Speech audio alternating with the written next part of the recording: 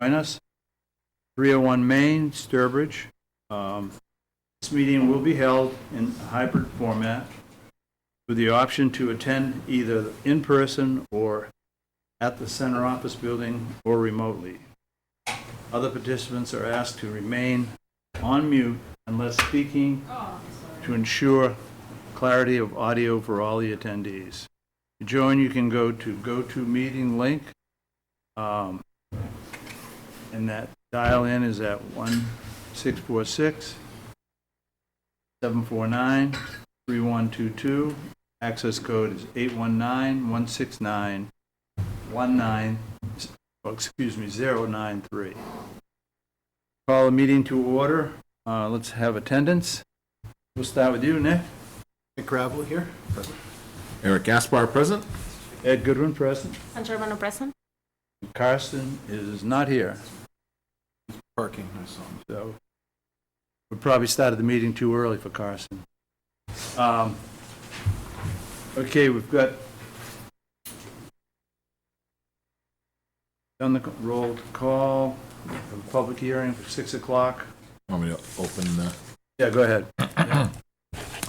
In the interest of saving time, the Sturbridge Conservation Commission will hold all public hearings tonight for work within a wetland, water body, or resource area, and/or within the 200-foot buffer zone to a wetland, water body, or resource area, in accordance with the Massachusetts Wetland Protection Act, MGL Chapter 131, Section 40, and associated regulations, and the Town of Sturbridge Wetland Bylaws and associated regulations. We will not be reading the newspaper ad. Prior to the opening of the first hearing for each project, the applicant is to submit proof of notification to abutters within 200 feet of the subject property line and proof of the legal newspaper advertisement. If these items are not submitted, the public hearing will not open. Additionally, prior to the start of each public hearing, we will announce the location of the project, the applicant, and the applicant's representative. If any of the visitors have not legibly signed in yet, please do so. Also, if any visitors are recording this meeting, please let us know. Thank you. You notice how I slowed down my tempo for the opening statement and Carsten shows up right in time? Doing that. Beautiful. You should have some parking for. No, for once, Carsten, I talk slow just to accommodate. Oh, good. All right, so we have Carsten, we have full attendance, all right? Continue the public hearing for the notice of intent for 71 Mashpog Road. Owner is Sergey Ravenuk and applicant representative CMG Engineering. DEP file number 300-1224, proposed project, removal and relocation of stored vehicles, debris removal and restoration. Come on up, Sergey. Yeah. Good evening. Gary Magnuson, CMG Environmental. Search проведення owner for the 71 Mashpog Road.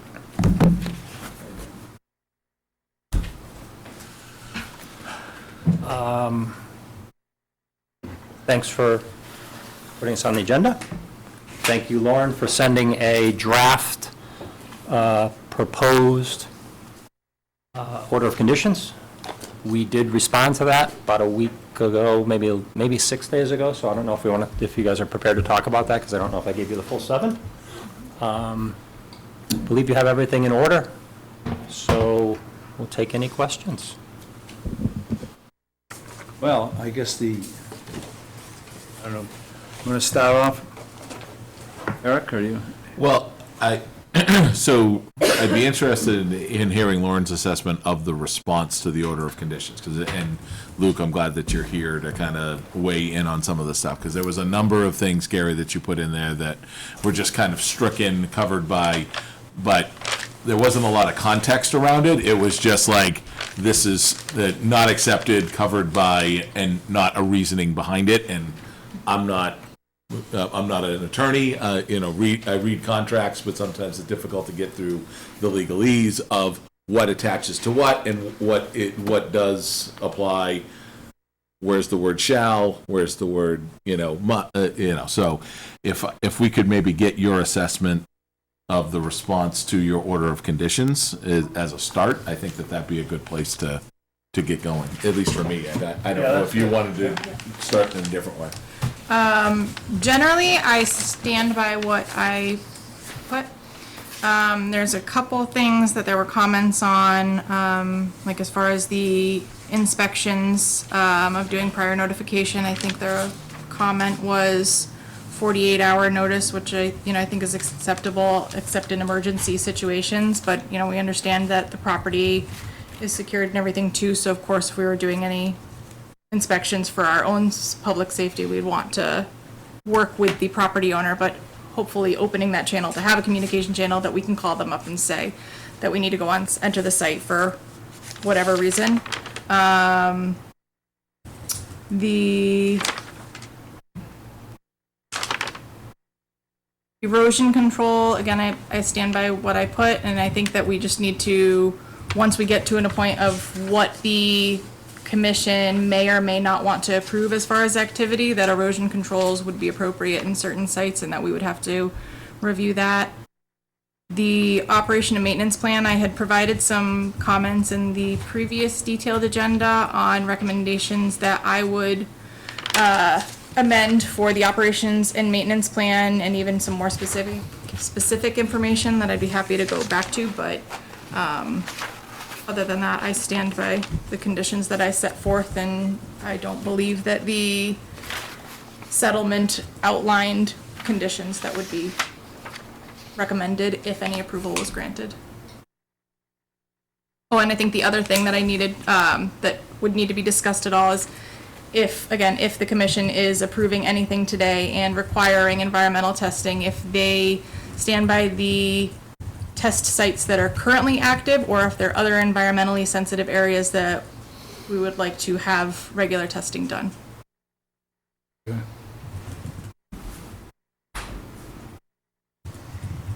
As a follow-up, how did Gene's comments, how do we need to take Gene's comment? I mean, I know part of the challenge here, and Luke, help us, right, is, this is one step of a multi-step process for you all, right? And obviously there's a lot of work to be done, but we need to figure out how to clear at least one hurdle, because it seems like we're, three Batmans pointing at each other and trying to figure out.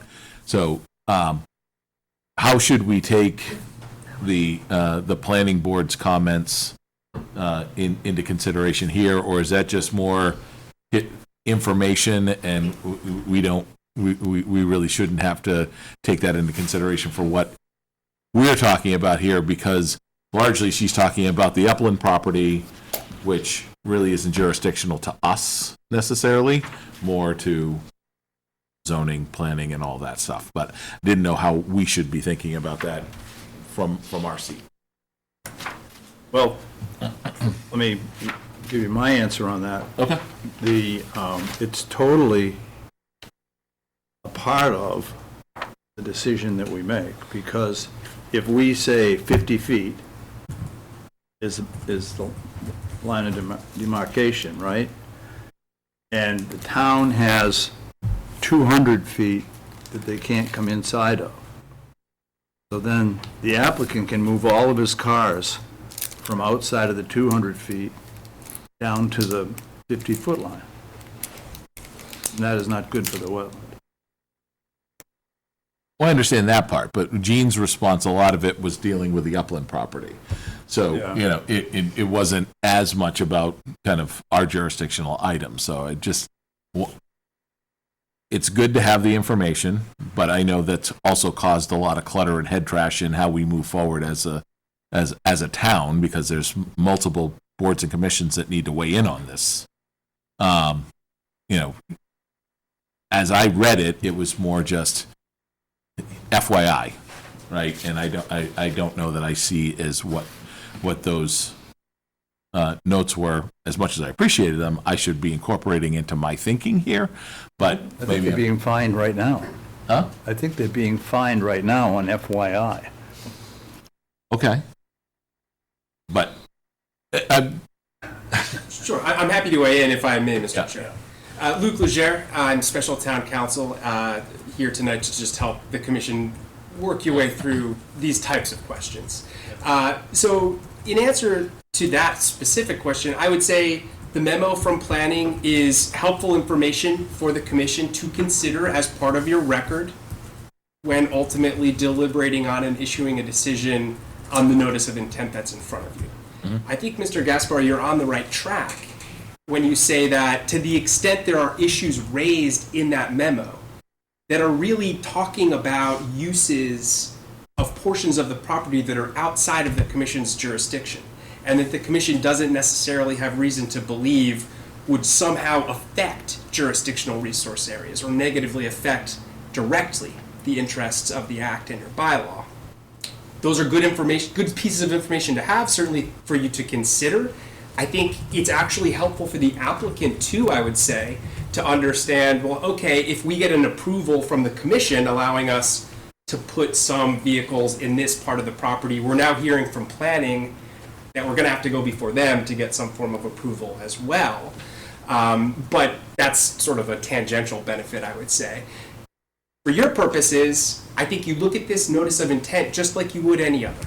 So ultimately, you're looking at what work is proposed in or near jurisdictional resource areas, what work's proposed in buffer zones, how is that work going to protect the interests of the act? Can you condition that work to protect the interests of the act or not? And so to the extent that that memo is talking about aspects of what's proposed that are outside of your jurisdiction, those wouldn't necessarily go directly to or weigh in favor of an approval or a denial. But they might impact conditions that you want to put on, and certainly, as I said, hopefully they're helping the applicant wrap its head around what other approvals may be required down the line, right? So you hit the nail on the head. Anytime you have a land use proposal that requires multiple permits or approvals from multiple boards, they have to start somewhere, right? Right. And so it's not a valid basis for the commission to say deny, because planning tells you, hey, they're going to need a permit over there. Well, okay, they're going to have to go get a permit from planning. That's not a reason to deny. If there's something in this memo that gives you pause about what's being proposed within your jurisdiction and you fear would negatively impact the interests of the act, and maybe even put you in a position where you can't condition an approval in such a way that's going to ensure protection of those interests, well, then that's absolutely something that would be highly relevant to your ultimate decision. Okay, thank you. And we do have a condition that would require issuance of all other local approvals prior to any activity. I'll probably have some follow-ups, but I'll let other people ask questions. Go ahead. So, there's been a lot of discussion around, and I'm glad that you're here, because we had the discussion around the settlement agreement that was put in place, and I think we, in general, Jennifer and we had some general disagreements around what that settlement actually meant. We've been looking at this as a path forward to get the restoration work done and to get the vehicles pulled out, and not necessarily a blank check for full blessing of operation going forward into the future. I've read through the settlement agreement. Quite honestly, when you read any good legal document, you can read it both ways, right? And it takes an attorney like yourself and Jennifer, when she's been here, to kind of make your pitch for what side is what.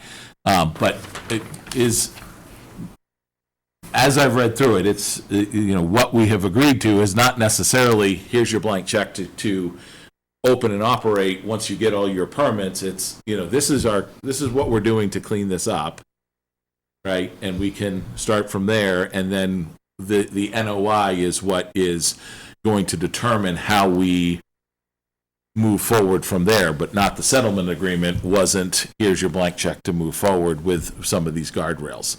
Did I read that right? I agree with what I understand you to be saying, and let me just put it in slightly different words. Sure. Probably good for the public. The settlement agreement does not obligate the commission to do anything with this notice of intent. The settlement agreement obligates the applicant to file the notice of intent.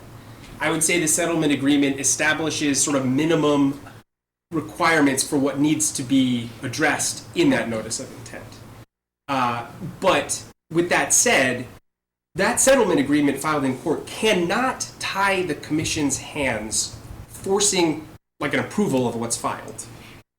As a matter of law, that can't happen, right? So in other words, the notice of intent, as I said a moment ago, should be reviewed and acted upon by the commission just as you would any other notice of intent. The settlement agreement requires that it be filed, but now that it's in front of you, it's filed under the State Wetlands Protection Act and your local bylaw, just like any other notice of intent would be. It's subject to the same procedural requirements that any other notice of intent would be subject to. The applicant has the benefit of those protections, just like any other applicant would. And at the end of the day, the commission is considering this notice of intent in the context of the state act and your bylaw. In other words, the act and the bylaw establish performance standards to ensure protection of the protected interests. And it's for the commission to decide, does what's proposed actually meet those performance standards? Will this protect the interests of the act or not? Right, so hopefully that answers the question. And I have one last question, if I, oh, you go ahead, Karsten. Can you just remind me of the history of this settlement agreement? That is, they filed a lawsuit, and then we summarized the settlement agreement so that they filed the NOI, which, if we deny it, it would go back to the court. So I'm just wondering, did the commissioner, did we actually sign the settlement agreement, or how was that, how did that come about? So I'll do the best I can. I was not involved. I came in after the agreement had already been executed, and in fact after the notice of intent had been filed. But sort of at a fairly high level, the commission issued an enforcement order. Right. The applicant here tonight appealed that to court, as is their right to do.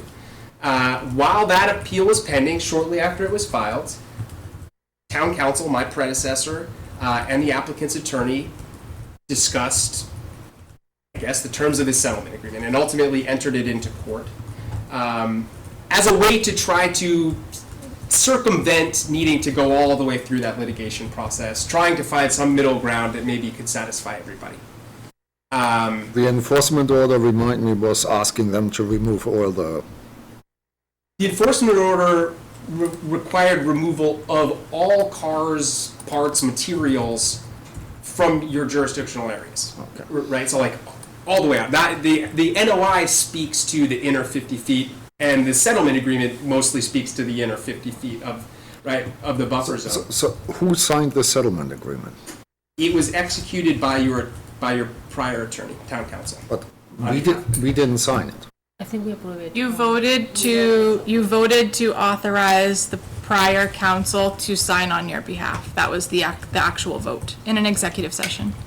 That's what we signed. Was I there? Yes, you were there. Okay. Sure. I don't agree with that answer, but I'll let it go because it doesn't make any difference. But I will say that, that requires multiple waivers, and you can't have a waiver without a public meeting, under my understanding. So it does put us in a, for example, the 50 feet, when we were looking for 200 feet for getting the cars out, I think that's a problem.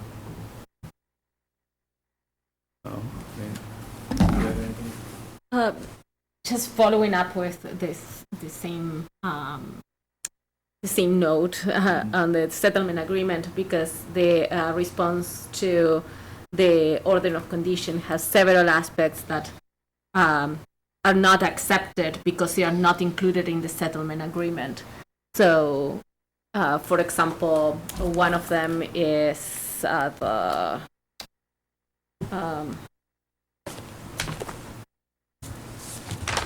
here, sorry. 7. You can use the erosion controls as an Yeah, the example. erosion controls, stormwater, all stormwater and runoff management shall comply with the Mass Department stormwater standard.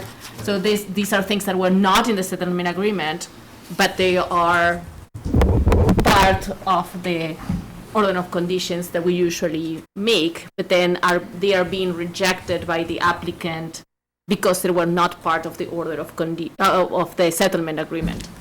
So how binded we are to that? I understand what you say, that we are not binded by the things that were included in the settlement agreement. Is that right?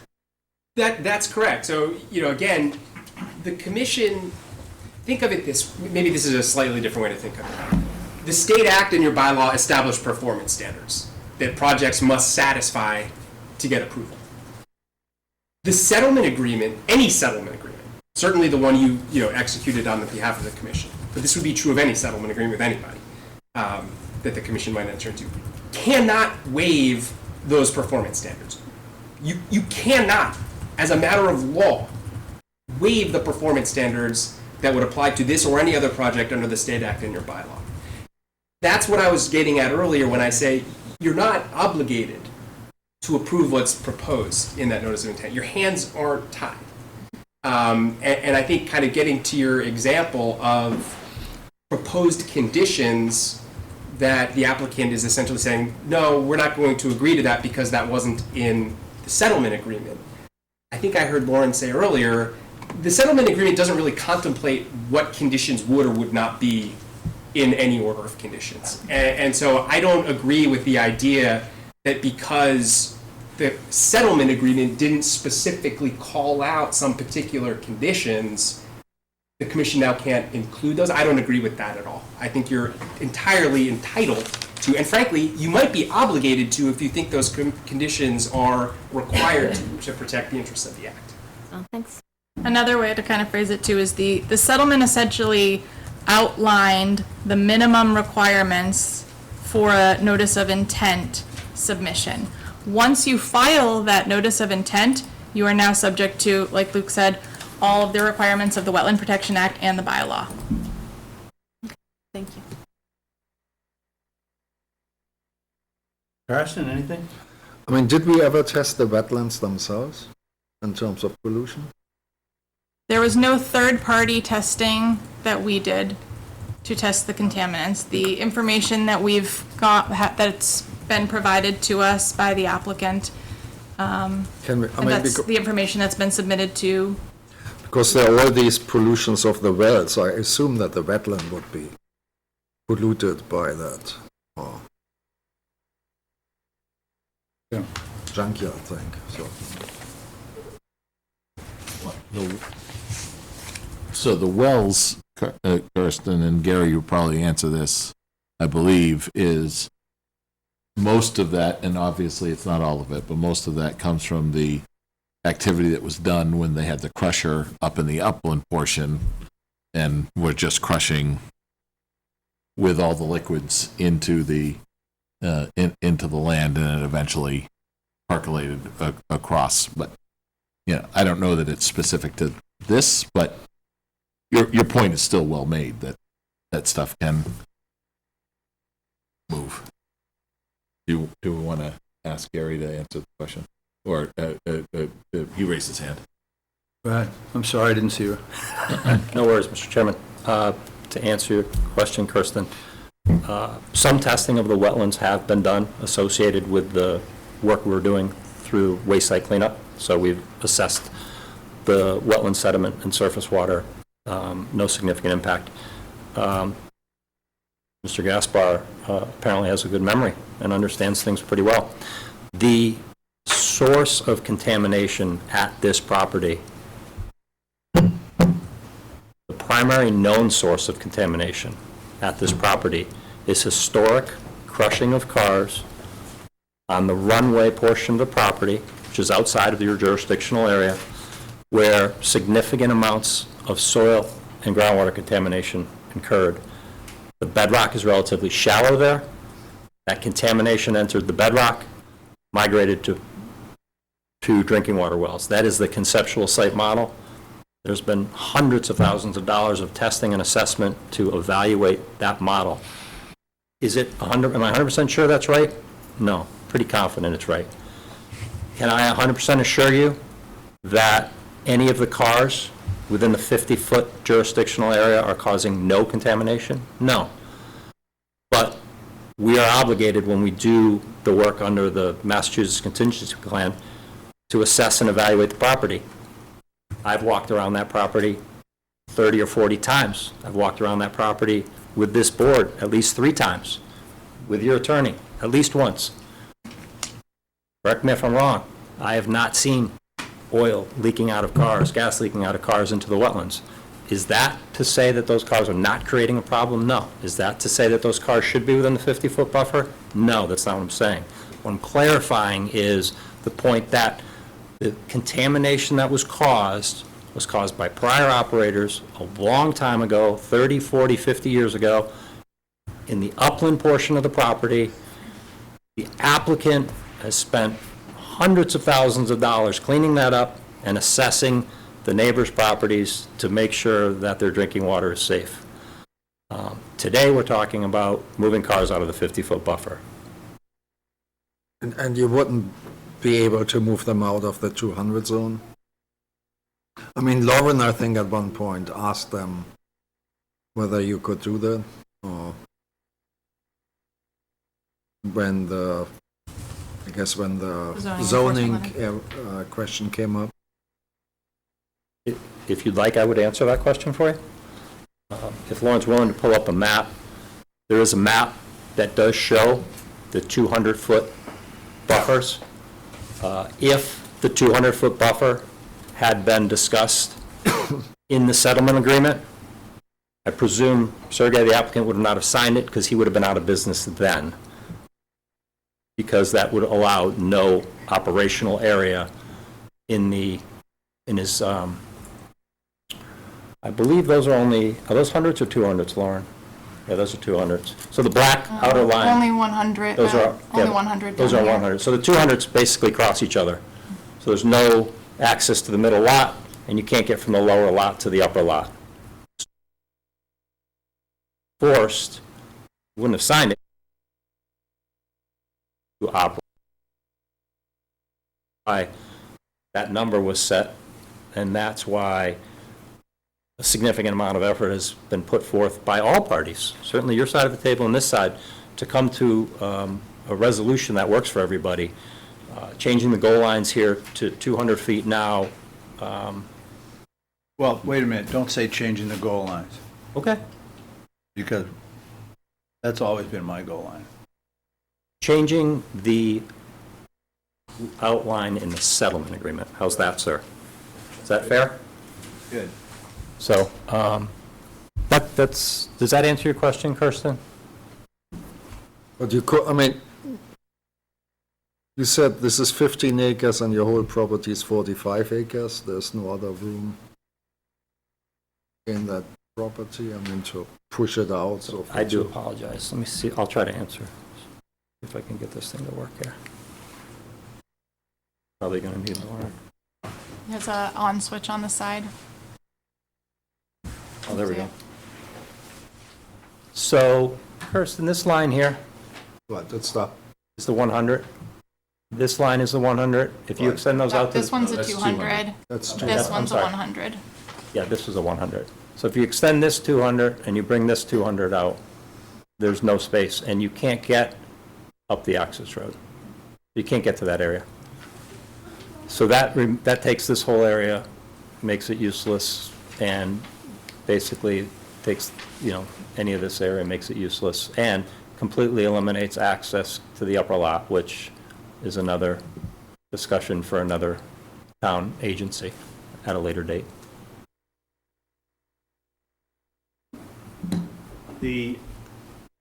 Why not move? You've got, as everybody here knows, you've got a hillside with a stream coming down through. You've got wetlands on either side of it. And it goes across the road and goes into the Quinnebog. Why not move this project off the wetlands? Get outside the 200 feet completely and do the project. You have 48 acres. You're only looking for 15. You could do it all in upland. Go ahead. Mr. Chairman, point of clarification, and this is where I think we all disagree, and let's just call a spade a spade. This side of the table agrees that the project is removing cars out of the 50-foot buffer. I believe other people think the project is operation of this facility. And I think that's where we disagree. So the project is to move cars out of the 50-foot buffer. The applicant has committed to do that. So, and I've heard that, and I accept that on its face value.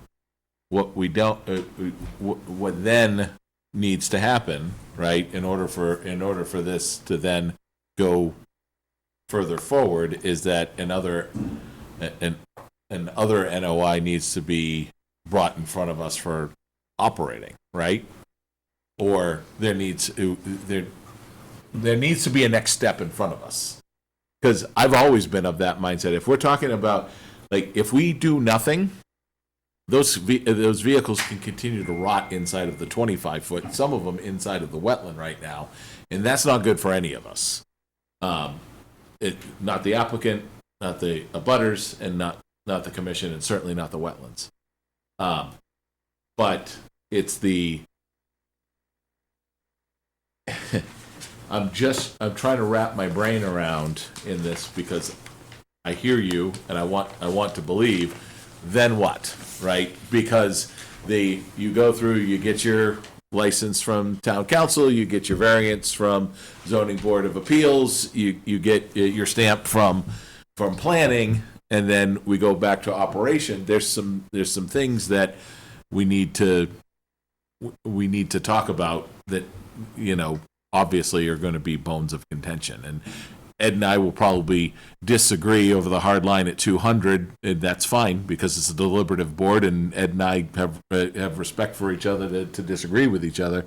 But the simple fact of the matter is, if the end of this whole thing is all those vehicles are planned to permanently be sitting at that 50-foot line, then there's some areas that quite honestly, I have some concerns about them being there. There might be some areas where we can negotiate, but I don't see where the next conversation is being held about, okay, where are we operating from and how are we operating going forward? That's the thing I've never been able to understand throughout this entire process.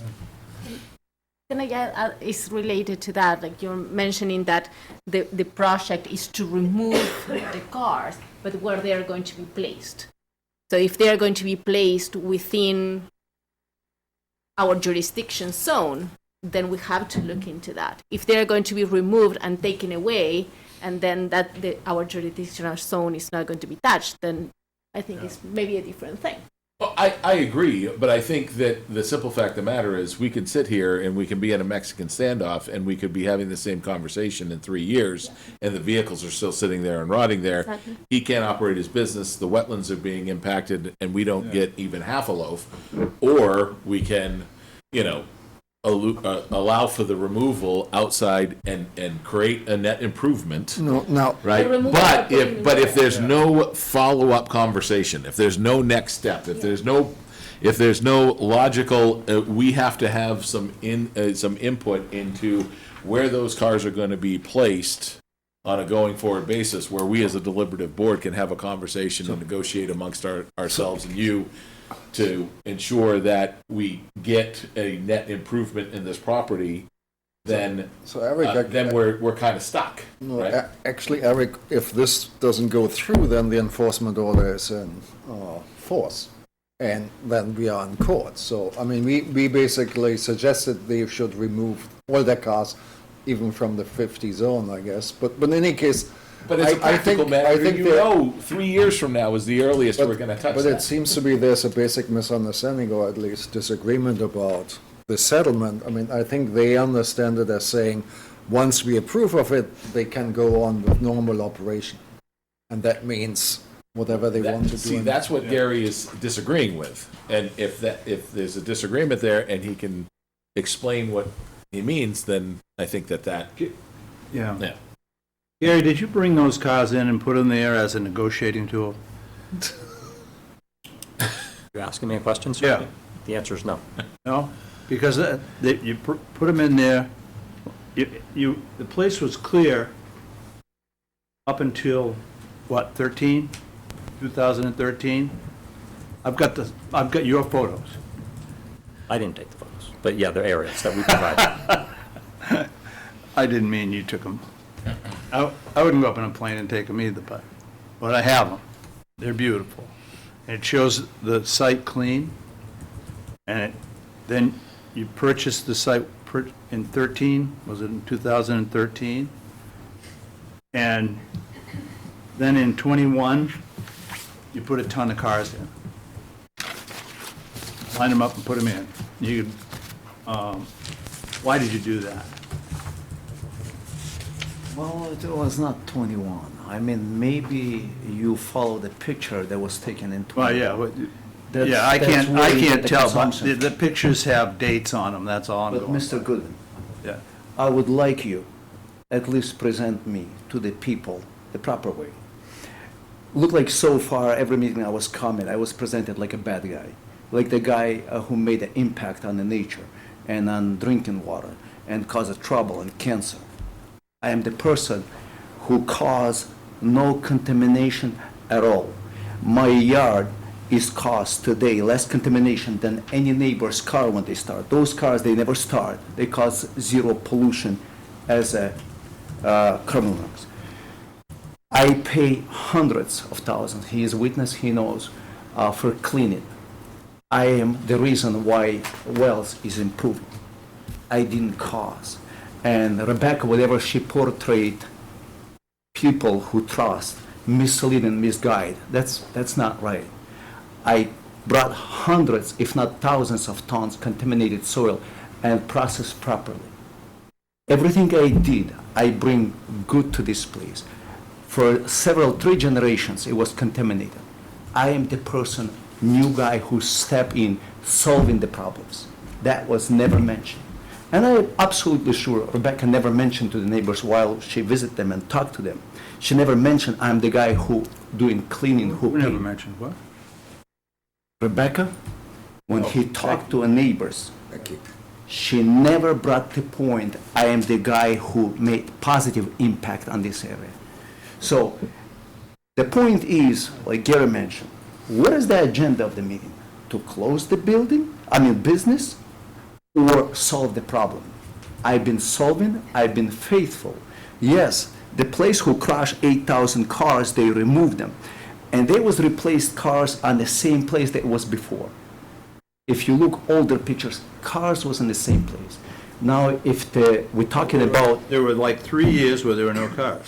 right, that's when they crushed the cars and pull them out. Who pulled, what? Chuck and Eddie's. That's the business who did crushing on the area. That's who caused contamination. Whatever, I don't know, I was not there. But they removed 8,000 cars. Are you aware about?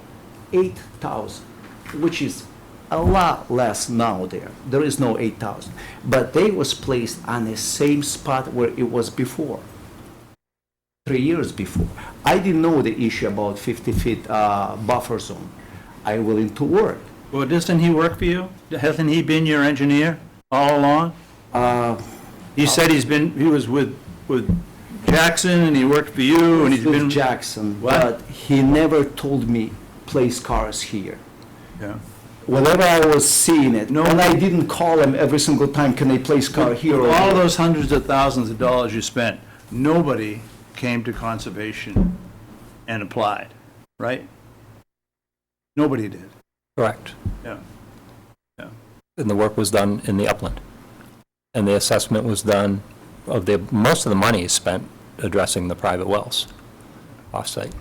So I'm unaware of needing conservation approval to test the drinking water well, but if we need that, let us know. We'll look into that for you. Yeah, but you do need it to work in and around the wetland, and you Correct. were working in and around the wetland. No, we did a cleanup on the upland. Yeah, well, you're defining 8,000, you're defining this. It isn't what you see when you look at the sheets. It isn't what you see. The reason we went to you guys was because you were cutting along the wetland. You were clearing brush along the wetland. So I don't want to get off on, but let me just put it from my point of view. That's a 48-acre site above the Quinnebog River. As I said, we are concerned about clean water, clean water, clean water. And that, going back in and putting another 7,000 cars in there and working on them, dismantling, you don't have any, I don't see any plan as to how that's going to operate, how that's going to be clean, how that's going to be different than what it was. I mean, you're talking about all these improvements, but I don't see a plan of improvements. I see a plan of, we want to do it the way we did it before. No, that's wrong. Well, then show me. Here, sir. You can check environmental lab test. It speaks for itself. It's not my words, it's their words. Labs, they show improvement, huge improvement. That's visible and it's You undeniable. haven't been working in there. You have not been working in there, right? In the lab, No, on the site. yes, we do. Cars there, you see changes, but again, my promise was I gonna clean up and after I did clean up, you knocked the chair from under or pulled the rug under my feet. That's not right. That's not the good attitude toward business. That's bullying. That's no good. No, we're all for business. It's Okay. not about business. We're about clean water first. Look, if I spend close to $1 million for cleaning, now what about 50-foot buffer zone? It can be done as soon as the ground frozen, and that's what the agreement is.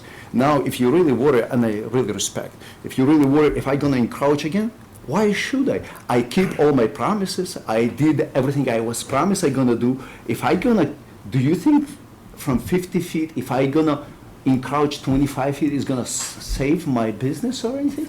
That's no problem. If your Corvette can go 80 miles, nobody gonna say, oh, we're gonna downgrade down to 55 miles, so you're not gonna have a chance to Yeah. go over the limit.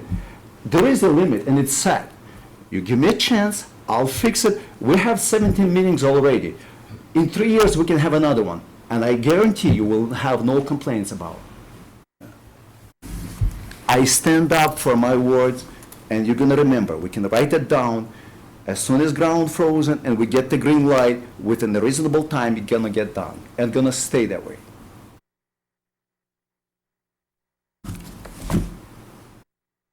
Go ahead. Mr. Chairman, there appears to be one discrepancy. Difference. The appearance that Sourier is going to move the cars out of the 50-foot buffer and operate it like the Kerboys did in 1947. But clean. No, hang on. The discrepancy. He agrees with me. He just agreed with You me. go sit on that side. So the point here is, that's not what we're talking about. Lauren has respectfully asked for some documents that, originally I took the position of, the project is move the cars out of the 50-foot, I don't want to talk to you guys about anything else. That was my original You see that in position. your, we're not doing this, we're not doing this, we're not That doing was this, my we're not original doing this, position. we're not doing this, we're not doing this. That isn't your decision. It's ours. Through the chair. So, we have been asked to provide additional information in documenting how the property will be run, how it will be operated, what will be done. You specifically asked for a proposed maintenance plan. You specifically asked for operations and maintenance plan narrative of business activities. We provided those to you. Lauren has provided some comment. We haven't gotten back to her on all of the commentary. But the intent here is clearly not to run the business like it was run in 1947. It's to run the business up to current standards. Now, this is where the rails come off. If this gentleman came to me and said, I want to permit a new junkyard in Sturbridge, I would tell him he's insane and we're crazy to come here. However, it appears to me that the board is trying to say, you have to permit a new junkyard in Sturbridge, when he already bought a junkyard in Sturbridge that was pre-operating, and all he's trying to do is fix it up and operate it within a range that's acceptable to everybody. And that's How does something pre-operate? allow me to correct that word, that was in Pre-existing. operation prior to the wetlands regulations. So he's trying to just continue to run that business. If the intent here is to permit a new junkyard, That's not the intent at all. I asked the Okay. question. okay, I thank asked you the for question, clarifying. You know, But there always has been, and you and I had this conversation on site, and we've had it in a meeting. Like, I haven't squared myself, and Becky, you're here, so there seems to have never been a full acknowledgement or agreement as to whether or not the way that this site was dealt with over time, where it was cleared out and the earth reclaimed stuff, triggered the necessity for us to look at it that way, right? And that's the right, because that's where I'm squared off, and I hope that you feel like I've worked with you guys in good faith across the board. I always try to do that with everyone.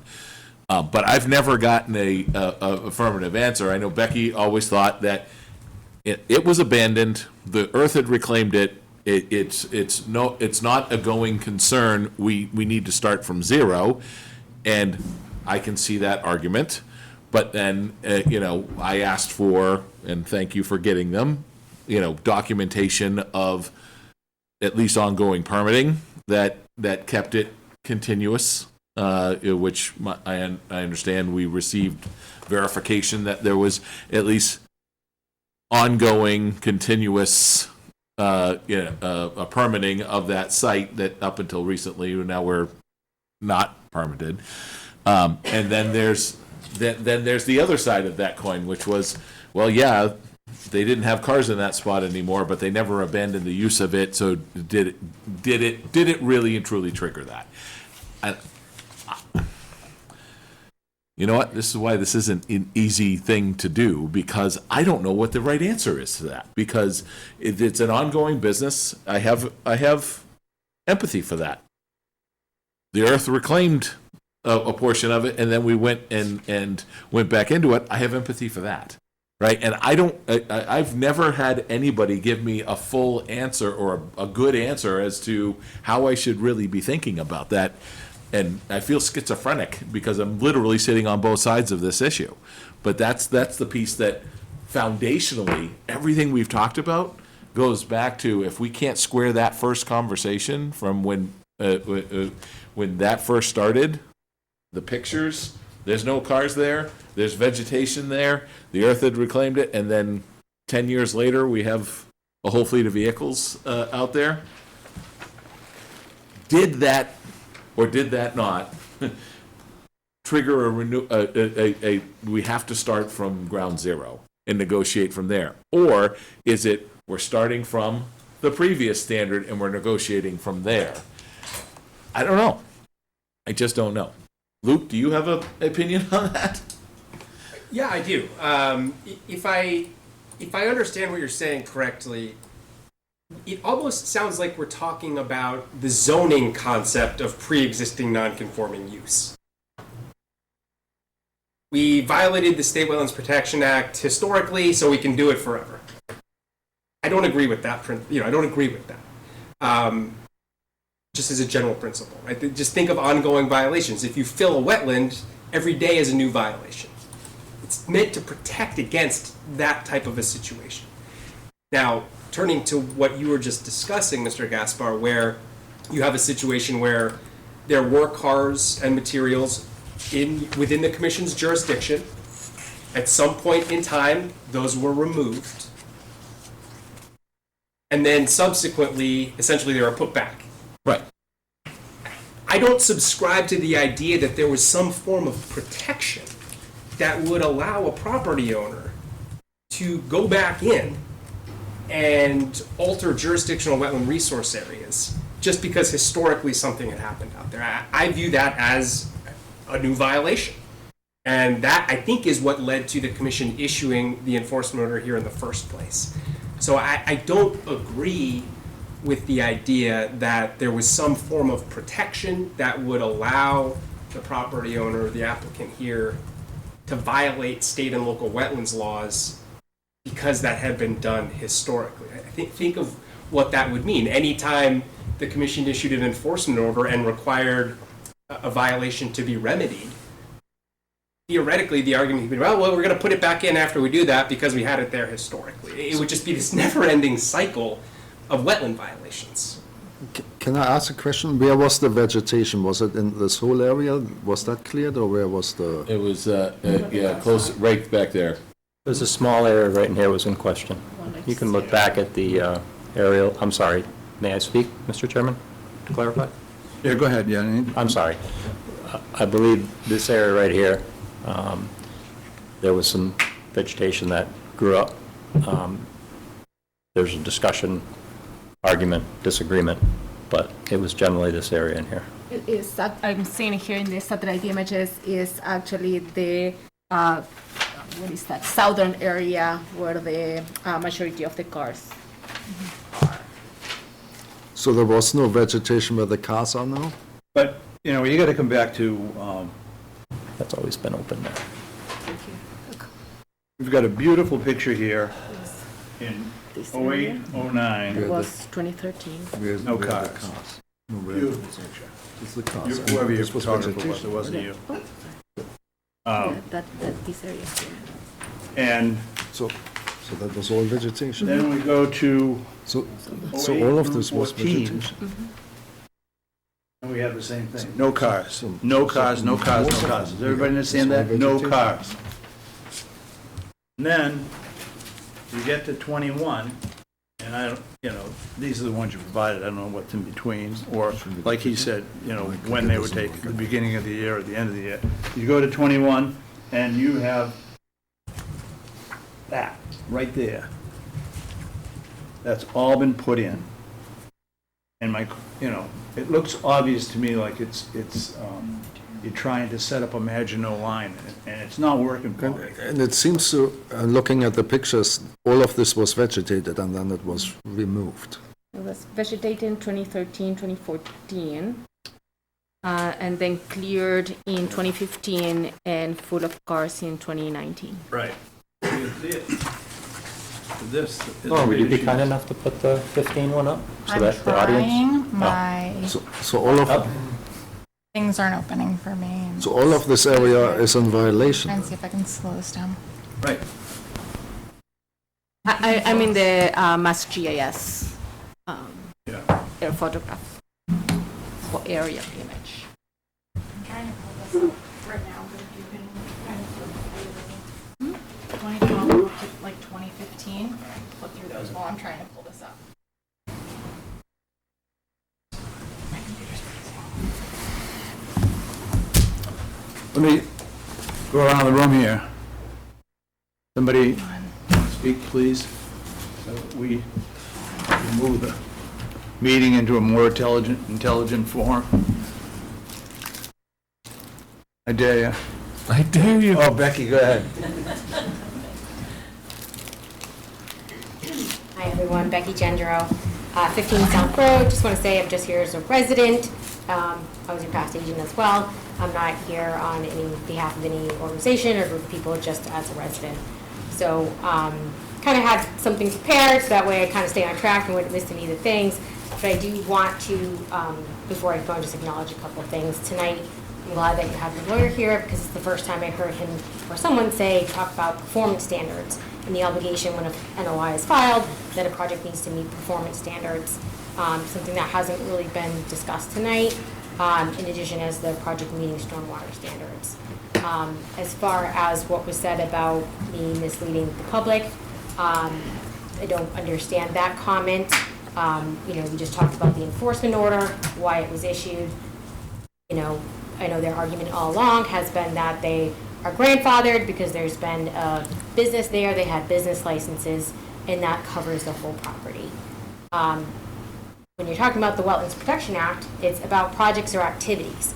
If the idea that, say, you had a house on a property that existed from 1950 means you could do anything on that whole property, you guys would be essentially out of business, as well as most of the people here. Because it doesn't mean that. What it means is when you do a project activity, you go in, you clear an area, you clear it, rub it, grade it, you bring in cars, and you make that into a junkyard again, which didn't exist for a period of time. Maybe there's portions of this property that did have some type of continued use. I think there's questions about that with zoning that hopefully will get addressed through the town soon. You know, but for conservation, you go and you do something as a project activity, regardless if there have been some past use. You have to file and you have to go through review like everybody else. And that's what the enforcement order said. And the intent was to bring it into compliance.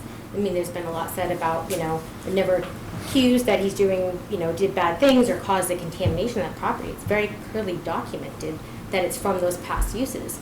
And that's why Mass DEP is involved, and there is a plan to clean that property. When he purchased the property, he purchased it knowing there was contamination, that there would be an obligation to clean that up. And he's a businessman, he has multiple businesses, probably took that into consideration, and he has been doing it. There was a period of time, I think around 2019, state gave him a gentle nudge to remind him when he was off track and not in compliance to come back into compliance. So I don't know that I agree that it's always been in compliance up there. But, you know, like it's been said, you know, can't operate like it's 1940. We have standards in place. The big thing here is bringing up stormwater standards, you know, and demonstrating compliance with those. This is, you know, we talked about it before, it's a land use with a high potential pollutant load. You know, whether you have a car parked 29 feet or 50 feet and there's nothing on the ground to protect, you know, from the contamination that be coming off that vehicle, what's the difference?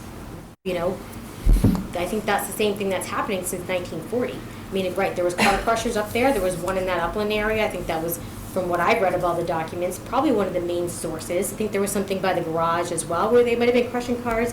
But even when, I think it was Ty and Bond, who had started the work out there, even had said in some of their documents that, you know, they can't rule out that these cars that were sitting there weren't leaking on the ground. So I think the important thing here, and what also was said, is that, you know, treating this like it's any other NOI. And, you know, the intent is to bring it into compliance. Now I'm going to get back on track with what I wrote because I don't want to forget anything. But, you know, they've argued in the first public hearing, it was said afterwards that, you know, there's no unpermitted work that occurred. And they argued the property isn't subject to the act. But honestly, I mean, this has been going on since 2022. This came up because of the transfer request to the Board of Selectmen for the license. You know, and at that time, you know, the Board of Selectmen asked, can town staff go on the property? And they said no. You know, it took, what, almost 3 years, 2.5 years to get onto the property? You know, why is that? Like, you know, and, you know, I talked to Gary about it at that time. He said he recommended that they didn't allow people on the property. So I think that's kind of concerning. And honestly, if they didn't believe that they weren't subject, like, why would they be here after all this time? It would have been much easier and more straightforward for them to go to court and get, you know, a judge to agree on that. It would have moved forward a lot quicker for them. But they're here because they're wrong. I mean, they're saying that the NOI is only for the removal of the cars within the 50 foot, and, you know, but that notice of intent document, you have, like, there's a lot of documents associated with that.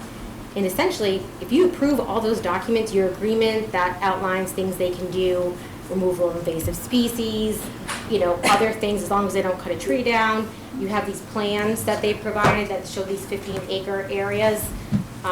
You know, you're approving all those things. You're essentially approving their operation.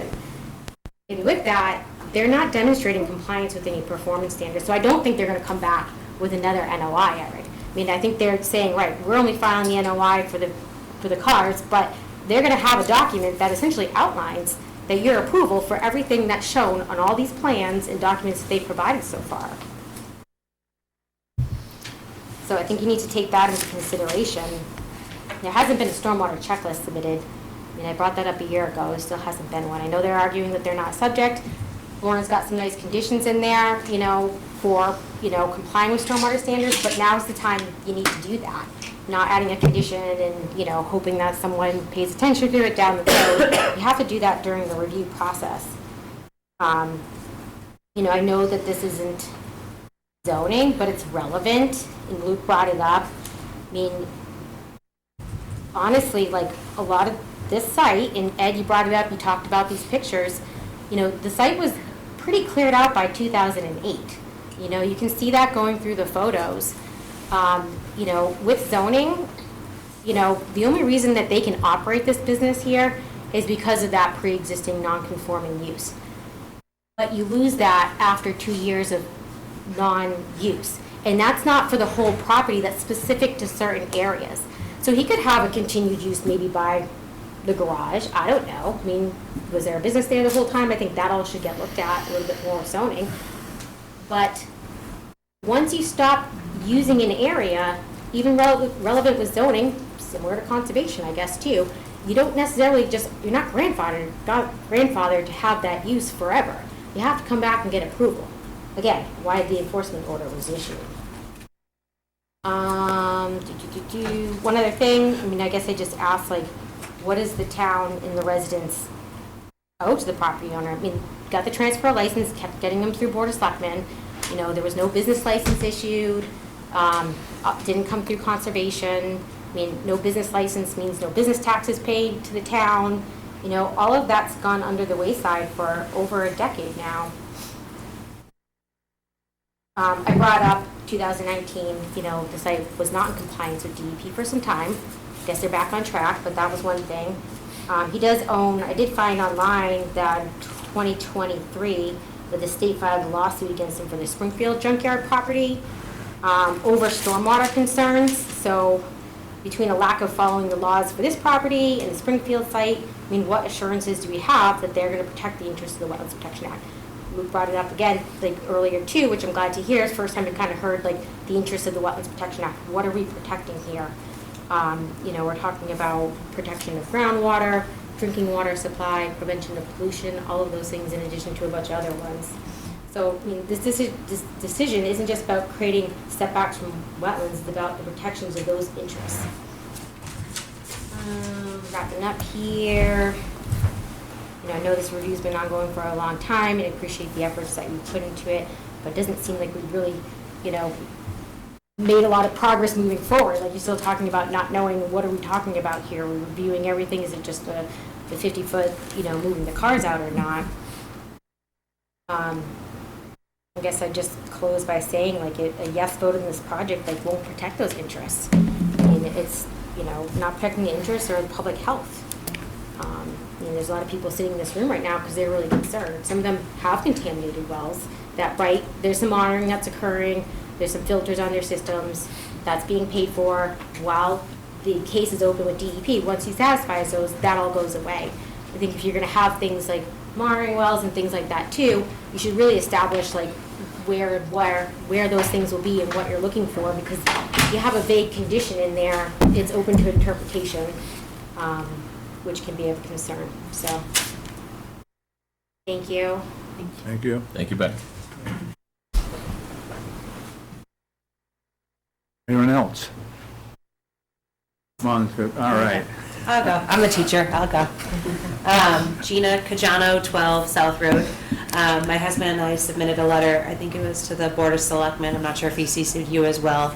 Currently, our well is not contaminated, but with a small child at home and a dog that's out in the area, we are extremely concerned that if this project continues to, you know, go down that negative way, that our well might be contaminated later on.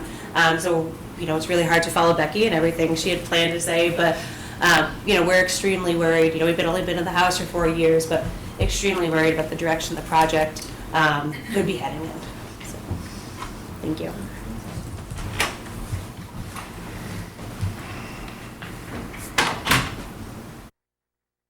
Anyone else? Well, anybody want to make a motion? So, well, before we do that, there were some things that Gary had said that you guys were still talking about that were outstanding items. Do you have a list of those? Do you, Lauren? I don't know if I have a. Because in the interest of not continuing to waste people's time, we should probably. You want to do this another year? Is that No. what you're saying? No, I'm just curious as to. I'm not interested in doing this in another year. No, Ed.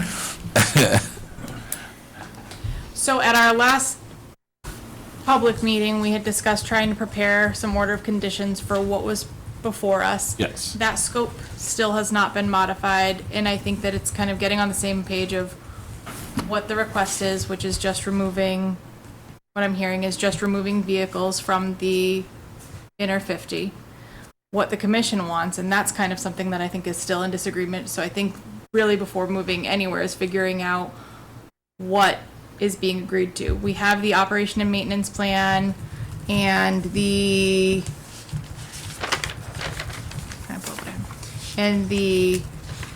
ongoing maintenance and for operations, which there's several comments on, but that's still, it was information that was required to see before of what's intended, but it's still trying to figure out what we really want to see on there, as this would be a final document. If that's even acknowledged, it's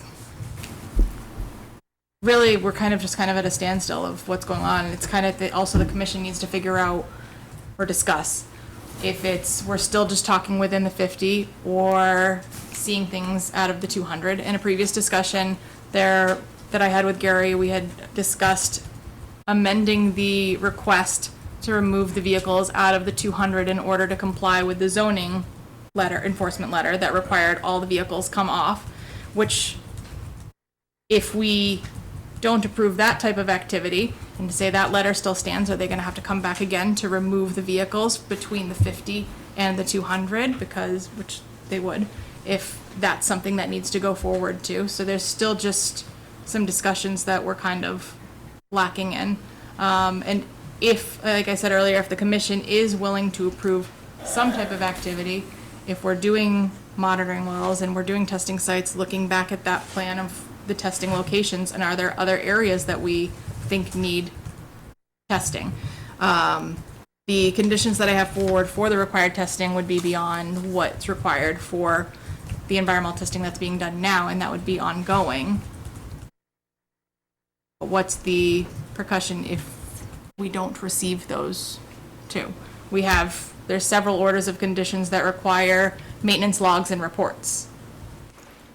It's a hard thing to follow up on and a harder thing to enforce, so we need to make sure that it's something that we can actually, or at least, manage, and at least on my end of it, something that we can be able to monitor and manage and enforce when we need to.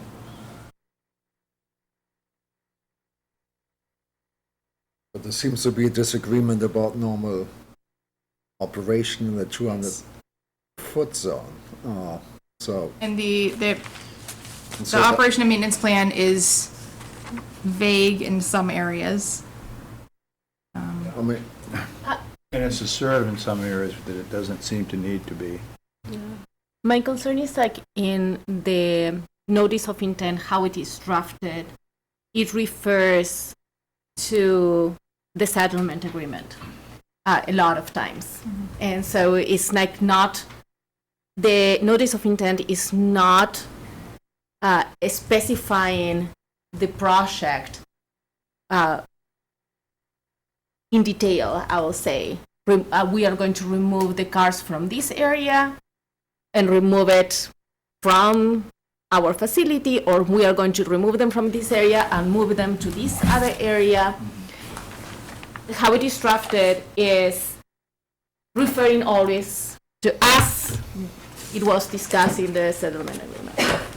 So for me, at least, like to make a decision, I want to be able to know if these cars are going to be removed, if this notice of intent, as it was mentioned before, it's not for operation, it's only to remove the cars. Well, which cars are going to be removed, we know, at least for now, at least they're proposing this set of cars, where they're going to be moved. And we always ask for those things. For any project, even like the building of a house, we say like, okay, where are you going to put your materials? And I think that all that information is missing from this notice of intent. That's my 5 cents. Okay. Anybody else? You. Yeah, what do you want? I'm just a concerned resident. I'm at 69 Mashapug. My name is Stacy Parzak. So I'm just coming, I mean, Becky really said it very well. Just representing myself. Well, thank you for, Well, I agree with what you said. So I'm just here out of concern. but So I think we're still in the same situation of this, you know, it's multi-step. I don't like being the first, but I understand that somebody has to go first. In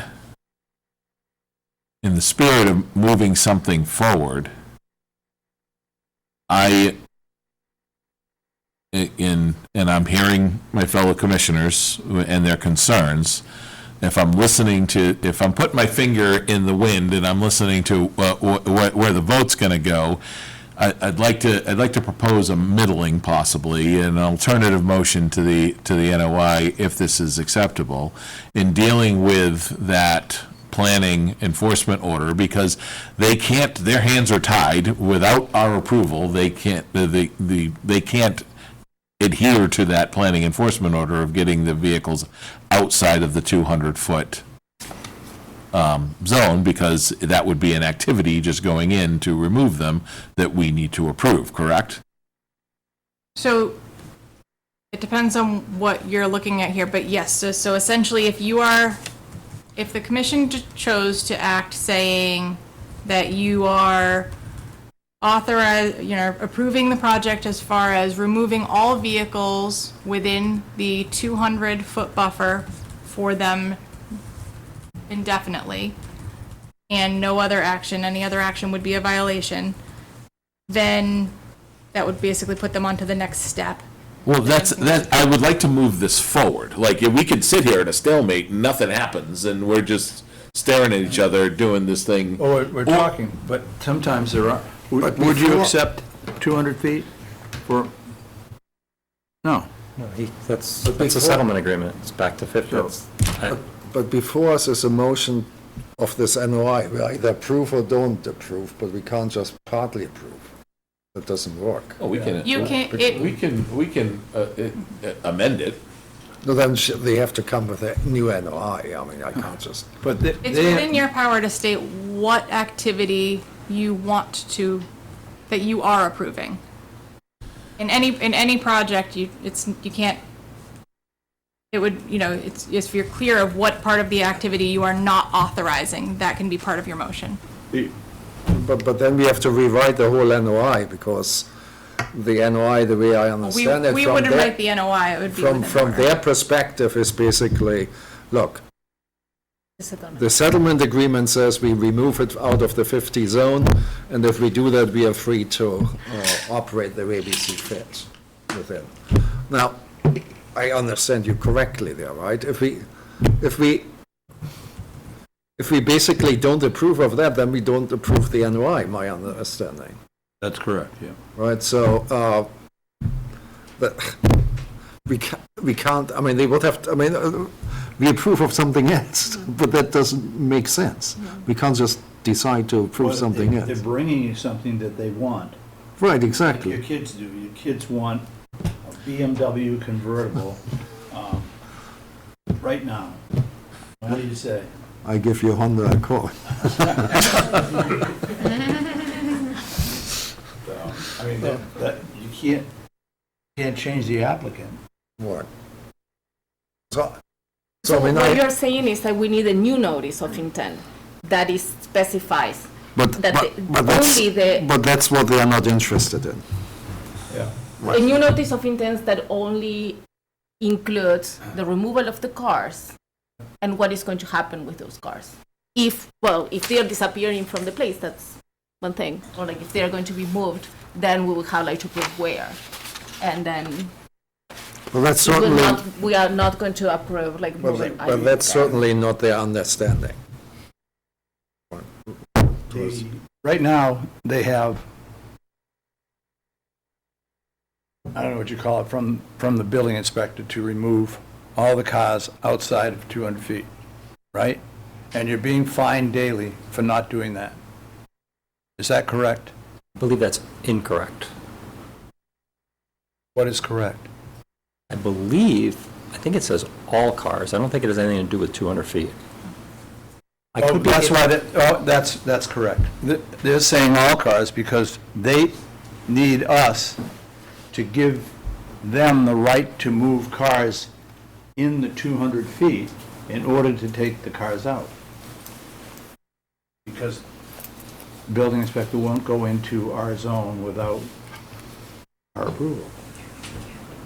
That's why when Eric was saying 50, that it can't be 50, it's got to be 200. Because that, otherwise there's a zone in between that everything can go in. But in order to approve that, then we need a new notice of intent, because that wasn't part of the first notice of intent. And it was my understanding that we cannot modify a notice of intent. We could approve part of a notice of We can intent, but we approve- cannot we- modify it. Yeah, That's right. We can approve the, correct me if I'm wrong, we can do what you had said, which is to approve the removal of cars within the 200 feet and come back for a new notice of intent when that's done. Yeah. I'm not sure if that question was for me, Mr. Chair. I just threw it out in the air. I would say that I agree with what I think I just heard said, which was that the commission has to essentially react to and act upon the notice of intent that's in front of you. So it's certainly within the commission's authority to ask the applicant, hey, what about extending this out for the full 200 feet, which you've done, and you've heard the answer, no. Yeah. So in my opinion, the commission can act on the notice of intent, what's proposed therein. The commission can be very explicit with respect to what you are approving and what you are not approving. I heard some concerns earlier about, well, are we approving future operations? You can make it clear in any order of conditions. We're not approving that. Just for example, we're approving removal of cars and materials from the inner 50 feet. We want it all the way out of our jurisdiction. You could say that, in my opinion. Right? You don't have to allow them to put it precisely where they're asking to put it. But to then go a step further and say, and you have to remove everything within the 200 feet, when that's not actually what's proposed and the applicant isn't willing to make that part of the notice of intent, I think at that point, the commission would be overstepping its bounds. But you're correct that where we have these sort of multiple layers of enforcement, at some point, the applicant's going to need to address the rest of that 200 feet. It's just been made pretty clear from my perspective that they're not willing to do that as part of this notice of intent. So it's really up to the commission. I think I heard this idea floated earlier. Do we want to approve, removal within the inner 50 feet that's proposed and get at least some improvement here now? And then we can deal with the remaining 150 feet separately? Or are we just not satisfied at all with what's proposed? We don't think this is going to protect the interests of the act, and we're denying. This may be oversimplifying a bit, but I think that's essentially what's before you right now. And comments? if we did, Luke, approve the ability to move those outside of the 50-foot and kind of limit what the going forward is. Some assistance in wordsmithing there. But it's, if that was the case, does that cover, I'm just thinking about this subjectively, because the planning commission said get everything outside, just get everything off the property. If we allow them to go to the 50 and pull them out, are we, by extension, we're of course also allowing them to pull pursuant to what planning has said, or building has said, that they automatically get rid of inside of 100, inside of 150, inside of 250. We don't need to match what they're saying in order to make that enforcement item work, right? Because we're being more restrictive technically. Well, no, they're being more restrictive than we are, but we're authorizing all the way into right? What I understand building to have said is essentially, we want everything off the site. You don't have a license, we want everything off the site.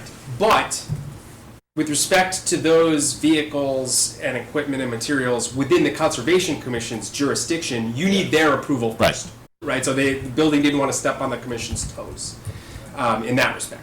So I think, if I'm hearing you correctly, I think I agree with what you're saying, that, essentially we have this 200 feet that is technically subject to that enforcement action by the building department, but it still requires your approval because any work therein is within your jurisdiction.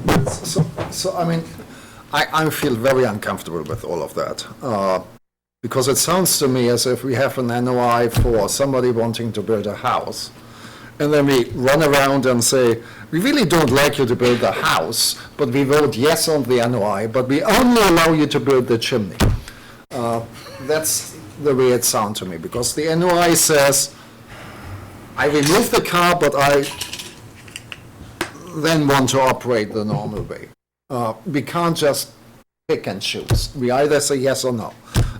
Otherwise, I think we are legally on very thin ice. I'm not comfortable with that. You vote yes or no. The way the NOI is, we are not going in middle ground, figuring out what they may or may not do. We have to be straight. Okay, And so no, that I can't vote on something in between. It has to be on paper, and we are opening the doors open to. Yeah. But the simple fact of the matter is, then they can't even touch anything inside of 200 Then the feet. enforcement order is still in force, and they But go to court. we've put them in an untenable situation. I know, No, and no, they- we go back. I'm not saying that Go they, back to court. that they didn't have anything to do with it. What I'm saying is, I think we're sitting here in a Mexican standoff, Right. So It's a if we Mexican do pull back and allow for the enforcement order to be adhered to, and maybe we do that through the But enforcement. they have Maybe absolute, we just issue our own enforcement order instead of,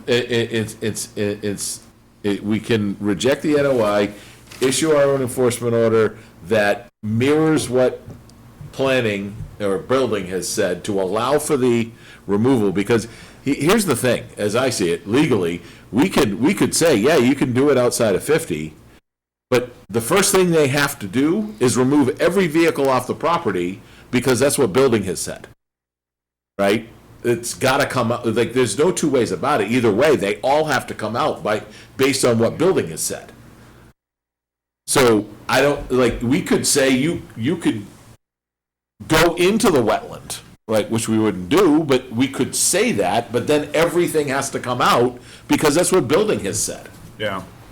Right. And if I just may, really quickly, just back, I wouldn't get too hung up on what building has said, right? I think this kind of brings me back to one of my original points.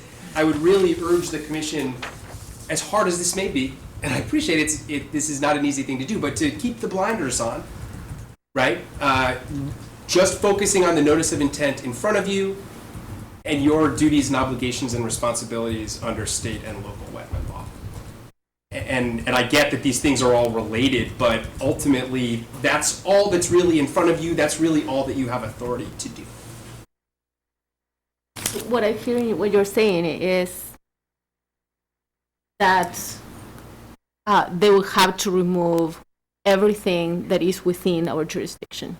Is that right? Well, they already have to, but they can't. Exactly. They I have mean, that's to, the they thing. have to by the You know, time, so we allow them to I don't understand the be can't part. able They to do it. can't. In order for them to adhere to what building has told them to do, they need to come to us, and we have to provide them in some way, shape, or form permission to go into that wetland, to remove them and to adhere That's to not what what building the enforcement is. but that building. Right? didn't I tell mean, them. that's, you know, So I, Right? Well, yes. And I because guess- building can't force them to go into the wetland, that's why they put the caveat in there, but they've told them, you gotta get them out of there. So they put us in a position, building has, and this isn't their fault, it's just the way that this works. They put us in a position where we're the ones who have to make this decision just for them to enforce their enforcement order, right? Because they could say, you have to do this, and then That's the left hand of the town saying that. The right hand of the town is like, we're not going to allow you to go in there. So, well, how can that even be enforced? But then, I would say that there are a lot of cars on the property that are outside of your jurisdiction, right? So that's just first and foremost. I don't necessarily agree with the idea that they can't proceed with enforcement, they being the building department, until you approve. No, they have So proceeded. it's- They can't conform to the enforcement. And I guess what I would say to that, Mr. Gaspar, is that's really up to the applicant and the property owner. They have been asked, as part of this hearing process on this notice of intent, to expand what they're willing to do and proposing to do to remove everything within the entirety of your jurisdiction. Yeah. Which, by the way, is what your enforcement order ordered them to do in the first place. Right? Yeah. They're telling you, we're not going to do that. Well, that's their prerogative, but it's going to leave them in a situation, in a position, in my view, where they're going to just be in limbo because they're going to have a real problem with building, and they're not allowing the commission, because they're not putting in front of you a proposal to remove everything from within your jurisdiction. So at a certain point, I understand what you're saying, but I think the bottom line is you can act on what's in front of you. Building's going to be over here doing what building does, I and understand. ultimately it's really up to the applicant to figure out how they're going to resolve all these different pieces. it's like we are approving, if they have to remove everything, right now we are approving, they are asking for 50 foot, so we are approving only 50 foot. No. It's a hypothetical one. Yeah. We would be voting to approve a 50-foot removal. But then, once planning try to enforce this again, they will have cars in the 100 and the 200, so they will have to come back to us to ask for They permission won't come back to to us. remove this. But nobody asked them to remove the cars from the 200 zone. Oh yeah, planning. Planning asked them. All of them? But so why are they not agreeing? Because they don't want to. Right. I answered that for you. Go ahead. Man, Todd Bagdasarian from 96 Mashapog Road. I think the reason why they're not willing to is because they're trying to use this falsified, whatever, this made-up notice of intent that nobody can seem to figure out what it is, to try and piggyback off of everything else. Oh, no, we did this, so we don't have to remove everything else because they said we only have to worry about this 50 feet.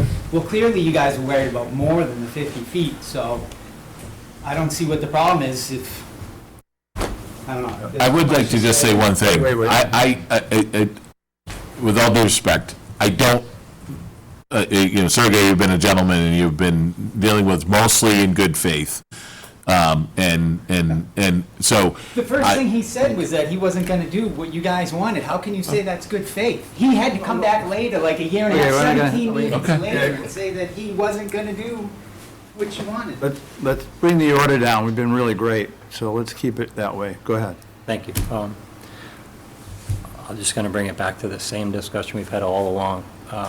With all due respect to Mr. Lucier, who wasn't here earlier, we're just trying to comply with a settlement agreement that that side of the table and this side of the table agreed to.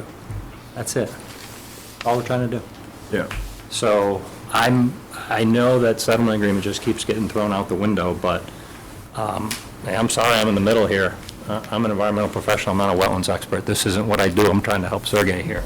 But I thought that in some closed doors somewhere, somebody came up with a settlement agreement that seemed, certainly Mr. Gaspar, or Mr. Goodwin says he didn't sign it, but somebody from the town signed something, and somebody from Sergey signed something, which was an agreement that is an agreement.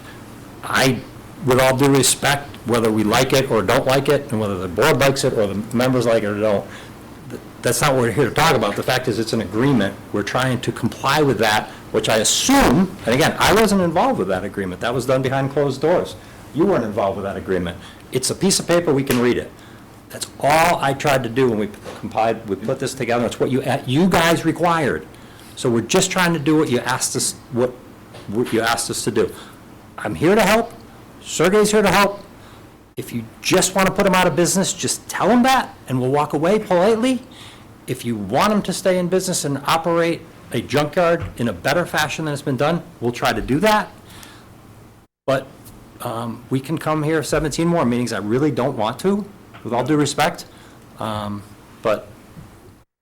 going to I'm done. summarize one more time. I'm done. That with regard to the agreement, okay, it is, you are here with a note, for a notice of intent. And we determine what we approve in that notice of intent. The agreement was done between lawyers, and it wasn't brought to the commission. That's, Nobody, what? I don't know that's not a fair assessment. Yeah. Was it brought to you? Yes, it was brought to all of us. We all discussed it. Wait a minute, time out. You read the manual. I think that. The manual says all variances have to I think come they are to a public overreaching from what the agreement is. I am not going to Okay, disagree right. with you there. Yeah. However, because there were blurred lines that we specifically put in there so we could have this discussion. But it's not fair to say that we did not discuss it. We did discuss it. We put in those lines so we could have this deliberative conversation. We're still having an argument around what the individuals want out of this, and that's the part of this process that we're supposed to be having. You know, Right. but to say that, we didn't have that discussion, we did, but we had the discussion with council of what this meant, and it didn't mean that this was a blank check for the next 50 years, right? And I don't think anybody on this side of the table or Lauren has the confidence of exactly what the blank check for the next 50 years really looks like. We think it's an improvement. We know it's an improvement. We know that what was out there was not at all what we want, right? But and this was all brought up to adhere to and conform to the enforcement order, never intended to say, here's what's going to happen for the next 50 years.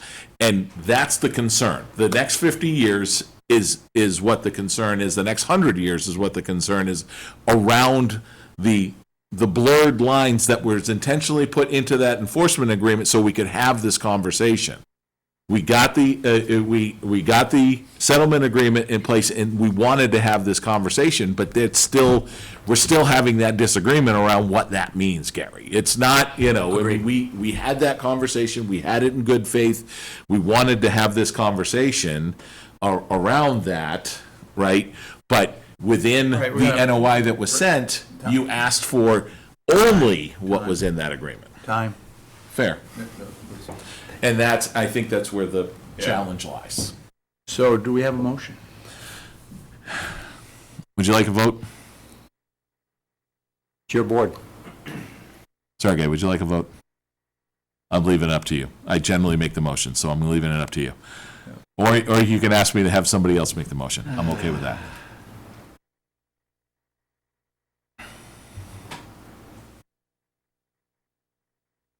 So it gets to the point if we want to solve the problem or not.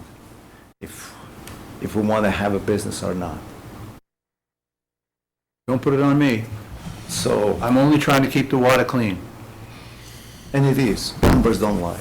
It is getting better and better, and it's going to be only better. If I'm existing, I still paying for all the wells and everything. Do you want us to make a motion? Or do you want a continuation and tell us what you would continue for? Because we've been going at this. Yeah. If we vote in favor, by next meeting, we can have all 50-foot buffer zone clean. No, we're not, that's not the, no, we're not going to allow you to go in there and work.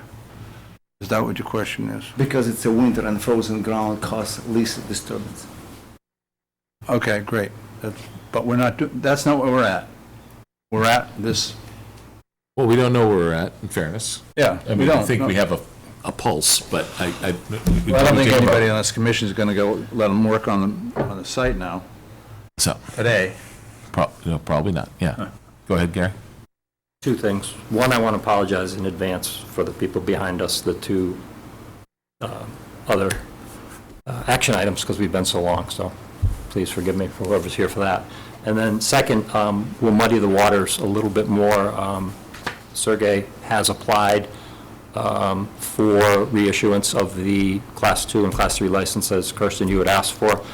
There is a hearing for that in January 6th or 7th. So presuming that gets issued, then that really muddies the waters with the enforcement document from building official, because if that gets issued, presumably that'll wash out the other one. I'm not exactly sure how that's going to work. That's way ahead of things. So, point being, there'll be some new information from other sides forthcoming in January. So is that a request for a continuation until our January 11th meeting? January 22nd meeting? Or Now, February 12th. Can we make that February meeting? February 12th. Oh, that's probably a good idea. I'm supposed to travel that week. not available February 12th. How about the following one? March 5th. Sure. March 5th? Huh? March 5th? Yes. Oh, understood. All right.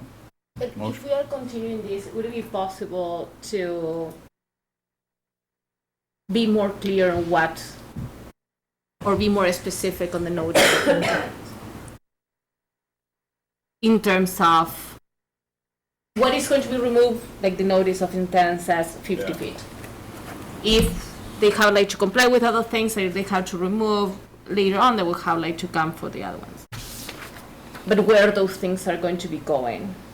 And then specifying that, or like just be clear, even for us, or even when the motion is made, that this is not approving any other thing like that was, or that, any other thing that might have been in the settlement agreement or anything like that. Yeah. Because I'm very uneasy with how that notice of intent was written, that was referring to the settlement agreement all the time, when that settlement agreement was much, much broader than what it was, what the notice of intent is supposed to be.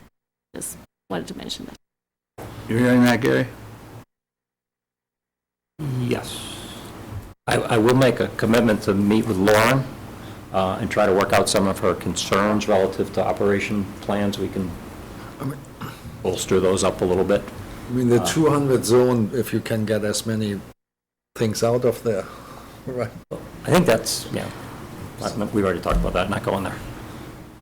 Well, before I close the, or make a motion to close the public hearing, you've decided, made a choice to use that 50-foot unilaterally across.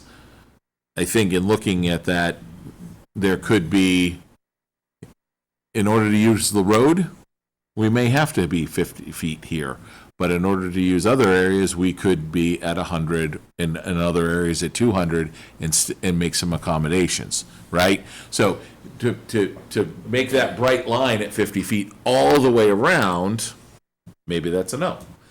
But maybe there's an accommodation there. I hear you about the road, right? That makes sense. If that cuts off the entire rest of the property, well, okay, maybe we can make a accommodation at 50 feet for the road use and put it out to 100 feet here for storage and 200 feet over there for storage. I'm just looking at things that would make sense to me. But in the interest of time, I would like to make a motion to continue the public hearing until when? You didn't 5th. want February, Gary? Correct. Okay, so March 5th? As far as we know, because at this point I need all four of you. Yeah, I should be here. Should be here. And if not, I'll March dial in. 5th, I might not be, actually. Huh? March 5th, I might not be. Oh. So then what, do we want to look at January 22nd then? We don't have anything in February? No, February, Gary can't do. Oh, I apologize. is January too early? Do January. Is January too early for you? No, Ed can't do January. Oh, you can't do, you can't do January? I might be traveling, but I could dial in if need be, but if Ed can't be here, we probably should not.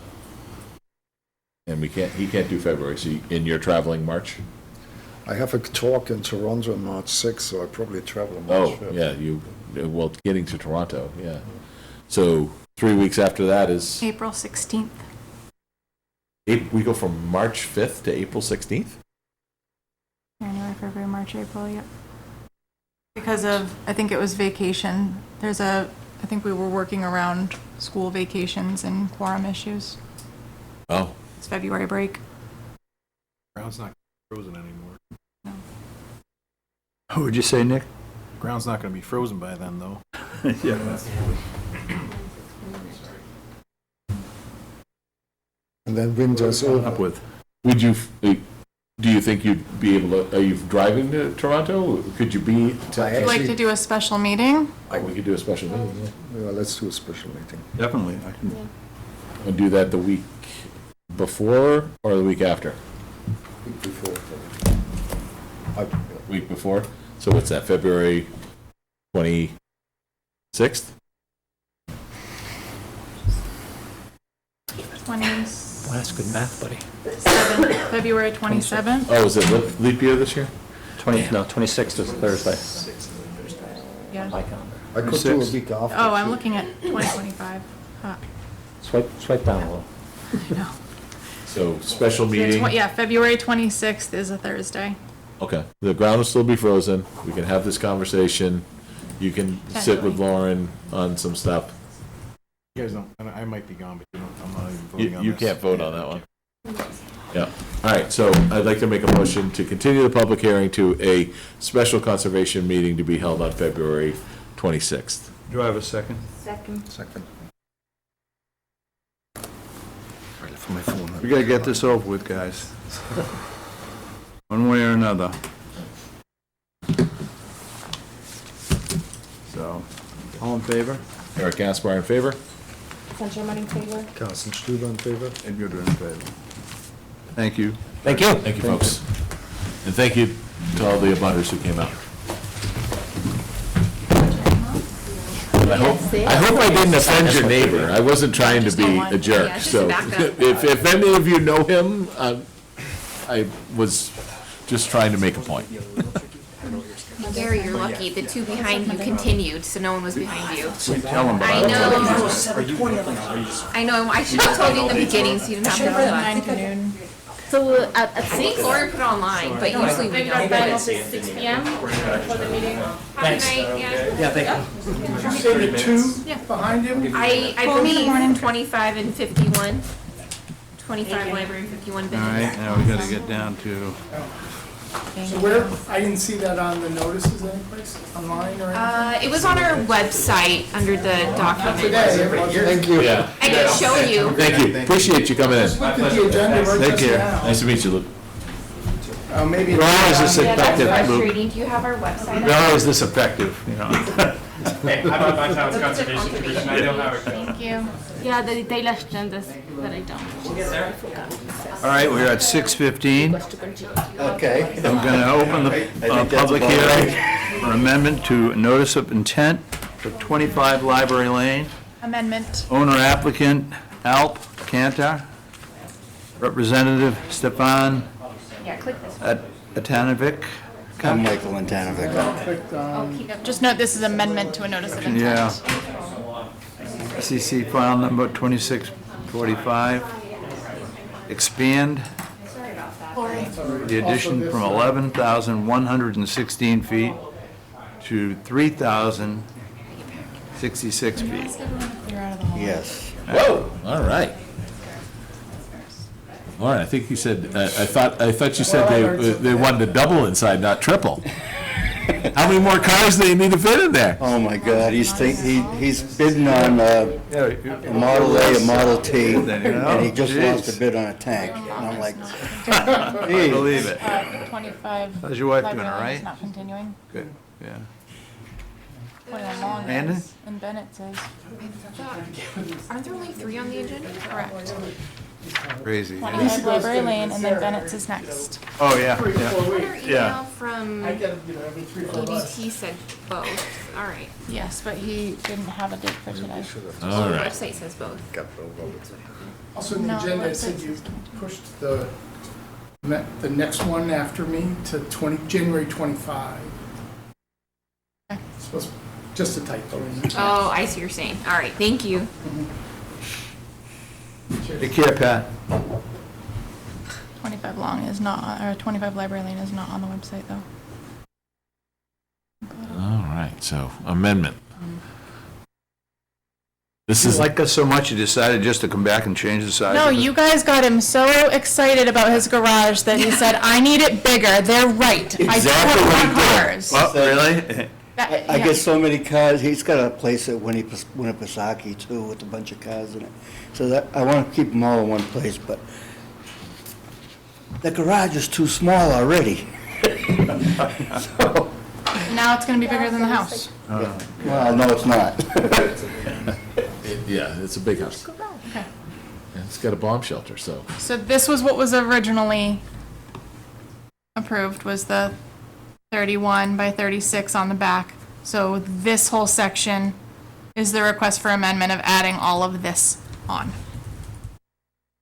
They decided that they have to buy more cars, or they decided they found some more cars in the forest? Or?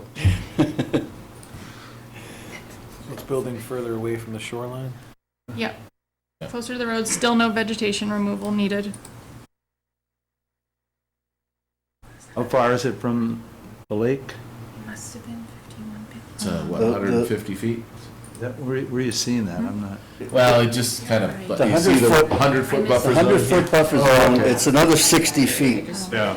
And then this is 200. Okay, so yeah. It's kind of in the middle. Yeah. I said it said 120. So not all of Certificates of the compliance? extension is in the 200. So it could have potentially be moved, the original side, outside of the 200. Yeah. Yeah, but I mean. there's- Portion of it will be it's- outside the 200. It's wide open, there's an existing garage there. 204 feet out. Yeah, it's fine.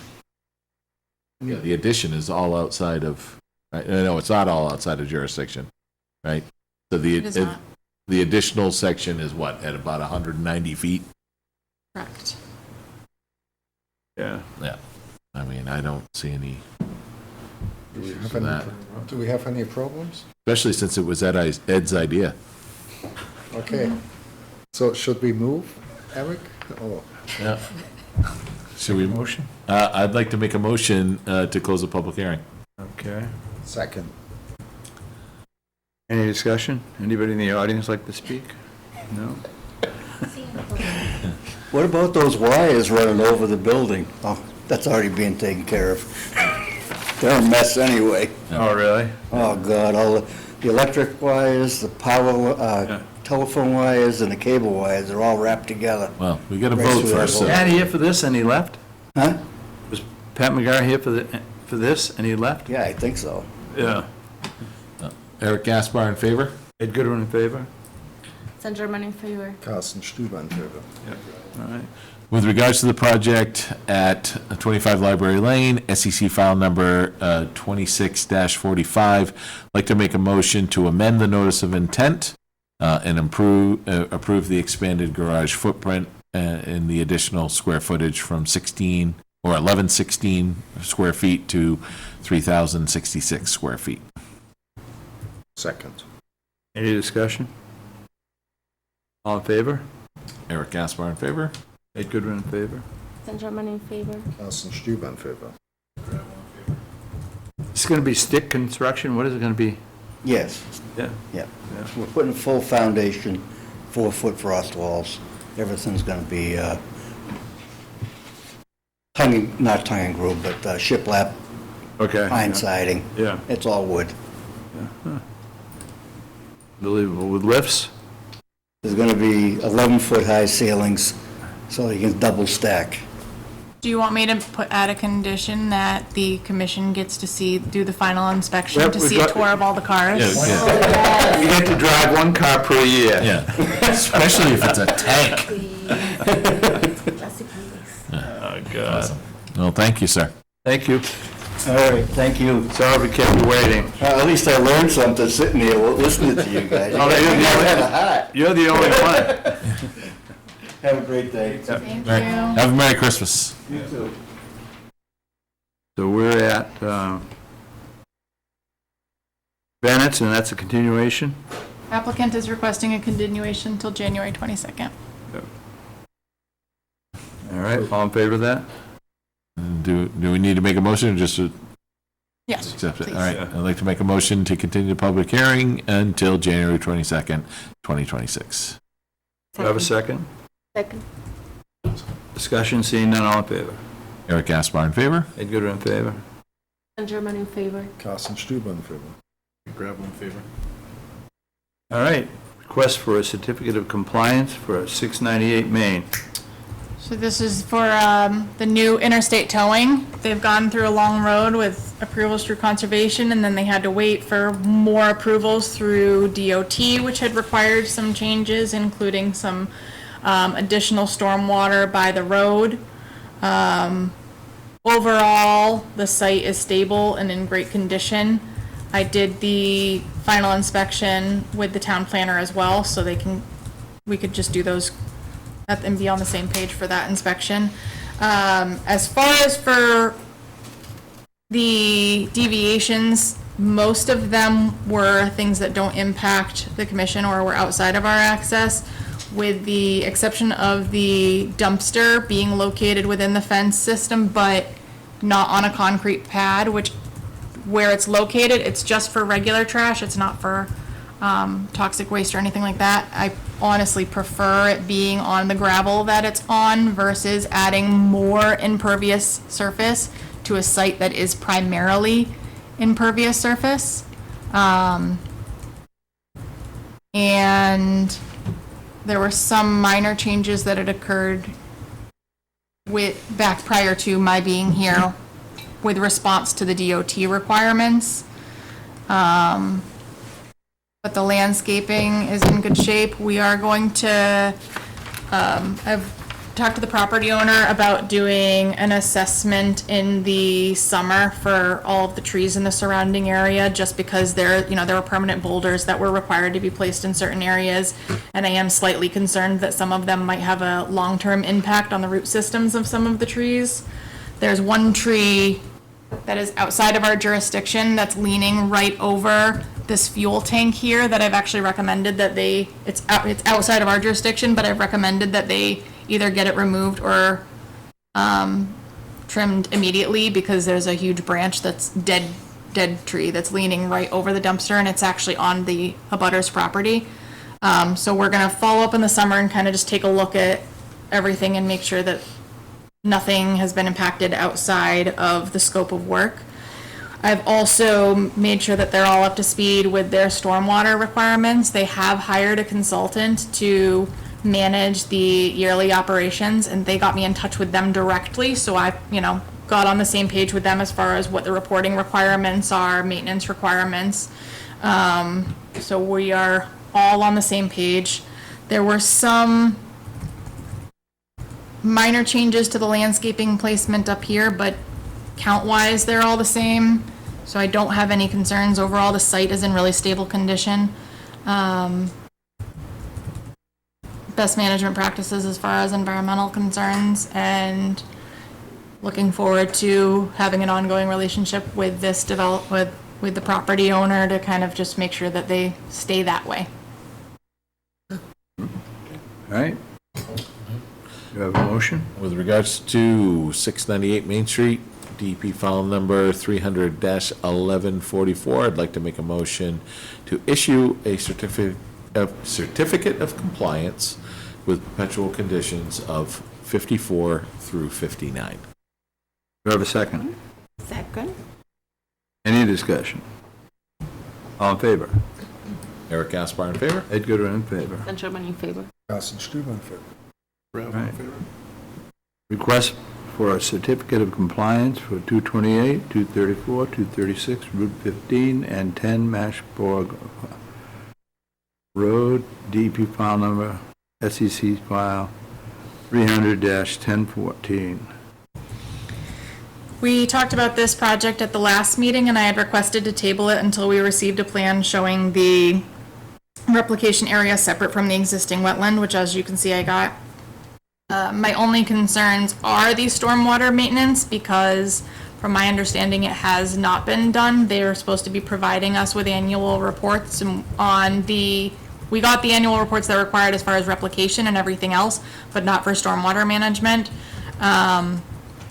It's not necessarily a reason to withhold a certificate of compliance, but we do have grounds for future enforcement action if they don't get up to speed with that. So I've gotten in touch with the person that actually manages the property, recommended that they do hire a consultant, same thing that we just dealt with Interstate, and making sure that we're all on the same page, and just did kind of give them that heads up warning that if we don't receive those reports in June when we're supposed to, that enforcement action may follow. But other than that, the site is stable. It was developed according to the plan, minus the changes that were addressed in 2020. The replication area is successful, and I have no other concerns. But it's tabled, right? I initially had put tabled because I hadn't gotten this yet, but I got Okay. what I wanted, Fool me. All right. and I like when I get what I want. But If you got what you wanted, Yes. I will withhold my objection. With regards to the project at 228, 234, and 236 Route 15 and 10 Mashpog Road, DEP file number 300-1014, like to make a motion to issue a certificate of compliance. Do you have a second? With the perpetual conditions 64 through 66 and 80 through 89. I do second. Any discussion? Seeing none, all in favor? Eric Gaspar in favor? Ed Goodwin in favor? I'm sorry. San Germain in favor. Carsten Stuber in favor. Mike Gravel in favor? Okay. Request for a certificate of compliance for 314 The Trail, DB file number 300-1038. a few meetings ago, we issued a determination for the removal of the underground oil tank. In that process, we found an outstanding order of conditions that needed to be closed out for the driveway for work that was never done. So that's what's before you today, is a approval for request for certificate of compliance for work never done. All right. Question. Correct, yes. Did the residents resolve the boundary crisis? They did.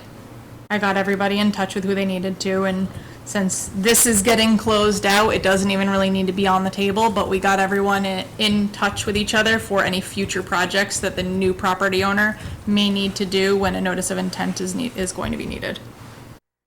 And that tank was intact when it came up? Tank was intact. There was nothing red flag, but the soil results have not come back yet. Gary sent those out last week, so he's going to be sending me those results as soon as they came in, but from the visual, he said everything looks good. We want to wait to get that verdict? This is not a certificate of compliance for the oil tank removal. That was a determination. This is for the driveway for work that was never done. Okay, all right. Separate project, same address. With regards to the project at 314 The Trail, DEP file number 300-1038, like to make a motion to issue a certificate of compliance for an uncompleted project. Second. Discussion? Seeing none, all in favor? Eric Gaspar in favor? Ed Goodwin in favor? San Germain in favor. Carsten Stuber in favor. Gravel in favor? Okay. I didn't even know that was a thing. Have we? I mean, I've been doing this 7 years. I don't know that we've ever done one of those, Ed. A certificate of compliance for somebody who You're getting did scary. nothing? Yeah. All right, we're on request for certificate of compliance for 127 McGilpin, DP file number 300-510. Single-family home, December 9th, 25. Go ahead. So this was for a single-family home that was built quite some time ago. It was actually closed out, and a certificate of compliance was issued back in 2010, but it was never recorded, and we don't have this was prior to electronic signatures. I have no record of it. You are all different now, so I can't issue a duplicate. Okay. So essentially, so that certificate of compliance essentially is invalid because it was never recorded. So we're looking for a certificate of compliance for a project that was completed satisfactory 15 years ago, so we can close it out and move on. Well, we're not all different now, but It's for sale, right? It's sold?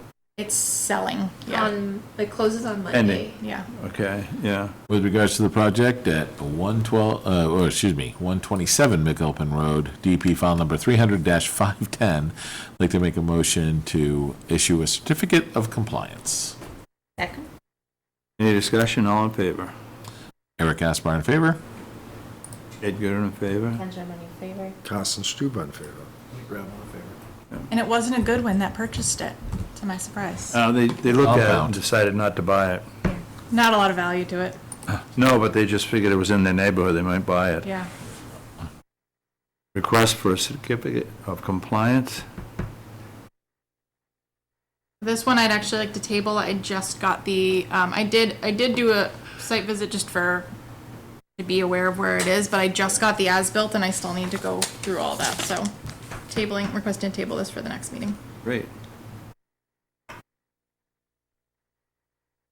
All right. Old business? None anticipated? Unless you all have any. No? Needs an update? Yeah, nothing. So, agent update? Board? Yep, no? Right now, I'm just kind of catching up on backtracking on any open violations. There was an outstanding violation with 127 McGilpin, but we wrapped that up, so they're all set with everything that they needed to do now. Did they have to put a new septic system in? No.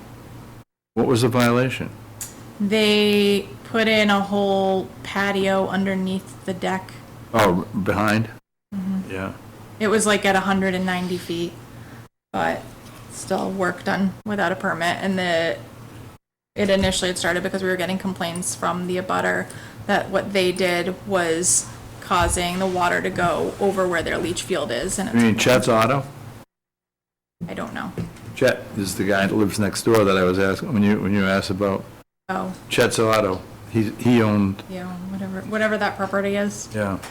But there's been no issues since, so. Other than that, I had a meeting with Mark Smith and Tim Harrington earlier this week from Bella, just to kind of catch up and see where they are with everything. They're still working on getting the funding to do the lake study that they want to do. We're still trying to help them find the source of that funding. They have heard what the commission has said as far as concerns for chemical treatments, and they are listening. And you have some information before you that I'm still going over too on benthic barriers. This is something that they would like to explore doing.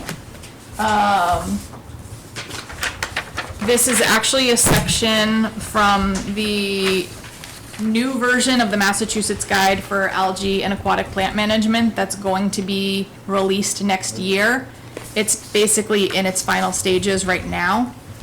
So I'm trying to go through this, but I've asked Tim to send me a list of other local municipalities or other towns that have approved these, because I'm curious to see what they've seen for the effects and also how they've been permitted, because in Tim's research, they can be permitted just through an RDA because it's temporary.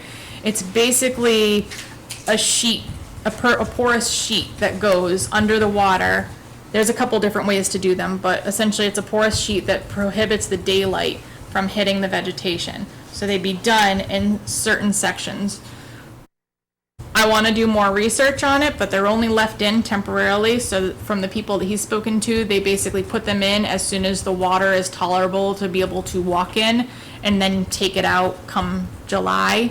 And supposedly there's less vegetation in those areas. So if people were using them, that'd be something that they'd put in front of like their swimming area or by their dock. I want to do a little bit more research as far as what other communities have seen if there have been impacts. It allows, it doesn't affect wildlife. Fish can still, go through and come out of them, but I'm still trying to dig my way around that and what that permitting process is. They are also really looking at doing mechanical harvesting. They are the intention is to apply for an amendment in January or February to do mechanical harvesting in certain areas within the lake.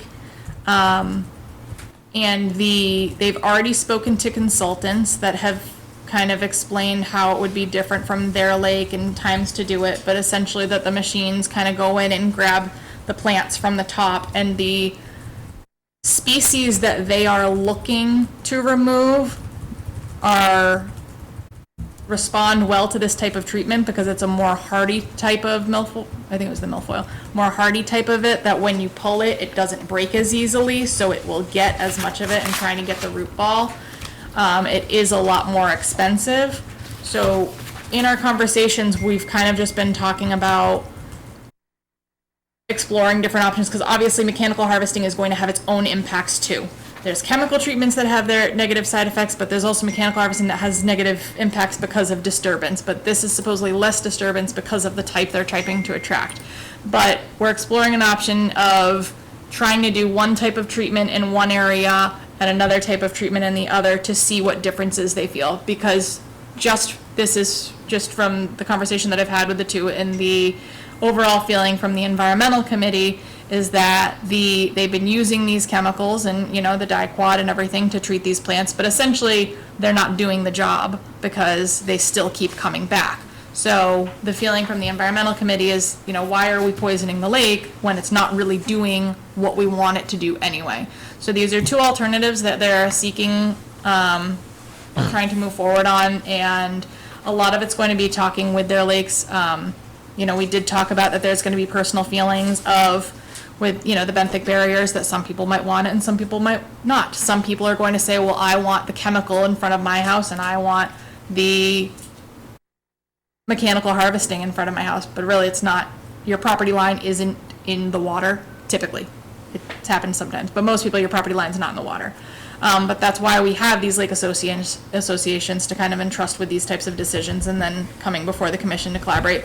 So January, February, we'll anticipate on seeing that amendment that Tim's going to be working on to do mechanical harvesting. And then potentially an RDA or whatever's going to be that application type for the benthic barriers. Yes. I have no idea about the details of the benthic barriers, but one of the things to look into is the materials and the microplastics. It's always a big concern. So maybe looking into that as well. Just there is no best solution because every solution will have some problems, but at least to know it's kind of what are the bad things and choosing the least bad. It only has a little PFAS in it, that's all. A little bit. So it's just to know how they make them, maybe if there is any places where they've used them before in terms of the color of the barriers and how they may affect the temperature of the water, because if they absorb more, I'm not going into much detail. That was my it's a valid point. Where if it's a lighter barrier have a master's versus thesis, right? If they're a black barrier, is it going to attract more light, thus making the water temperatures warmer? Yeah. So there's a lot to kind of still explore. But I'm not saying that they are bad or anything. Right. I don't know nothing about them. I'm pretty sure it will be much better than having the chemicals in the water. But just to have a sense of what are the pros and cons of each method and being able to all the neighbors and the residents to make informed decisions when they are deciding, and for us as well. Overall, I'm glad to see that they are exploring different options, and it would be interesting to see, say they do all three in different areas. and being able to come back with data that following year and say, we did this, benthic barriers here, mechanical harvesting here, and the, in dicot over here. Here's the results that we saw. They It should would get a be master's very student. interesting. They should get a master's student involved before like they're doing this, and an environmental science master's student to get into that. Or maybe they are like already working with. Well, they're working on the consultant they're speaking with a consultant, and I think the total cost, I don't even know if they got the total cost, but it's, you know, a nice 5-figure number that they're gonna try and fund. But of course, having more data or even having a student that can kind of work with them. We did get into greater detail on, you know, the kind of the lake testing that's already done through Slack and what those processes are and how that can kind of be better improved.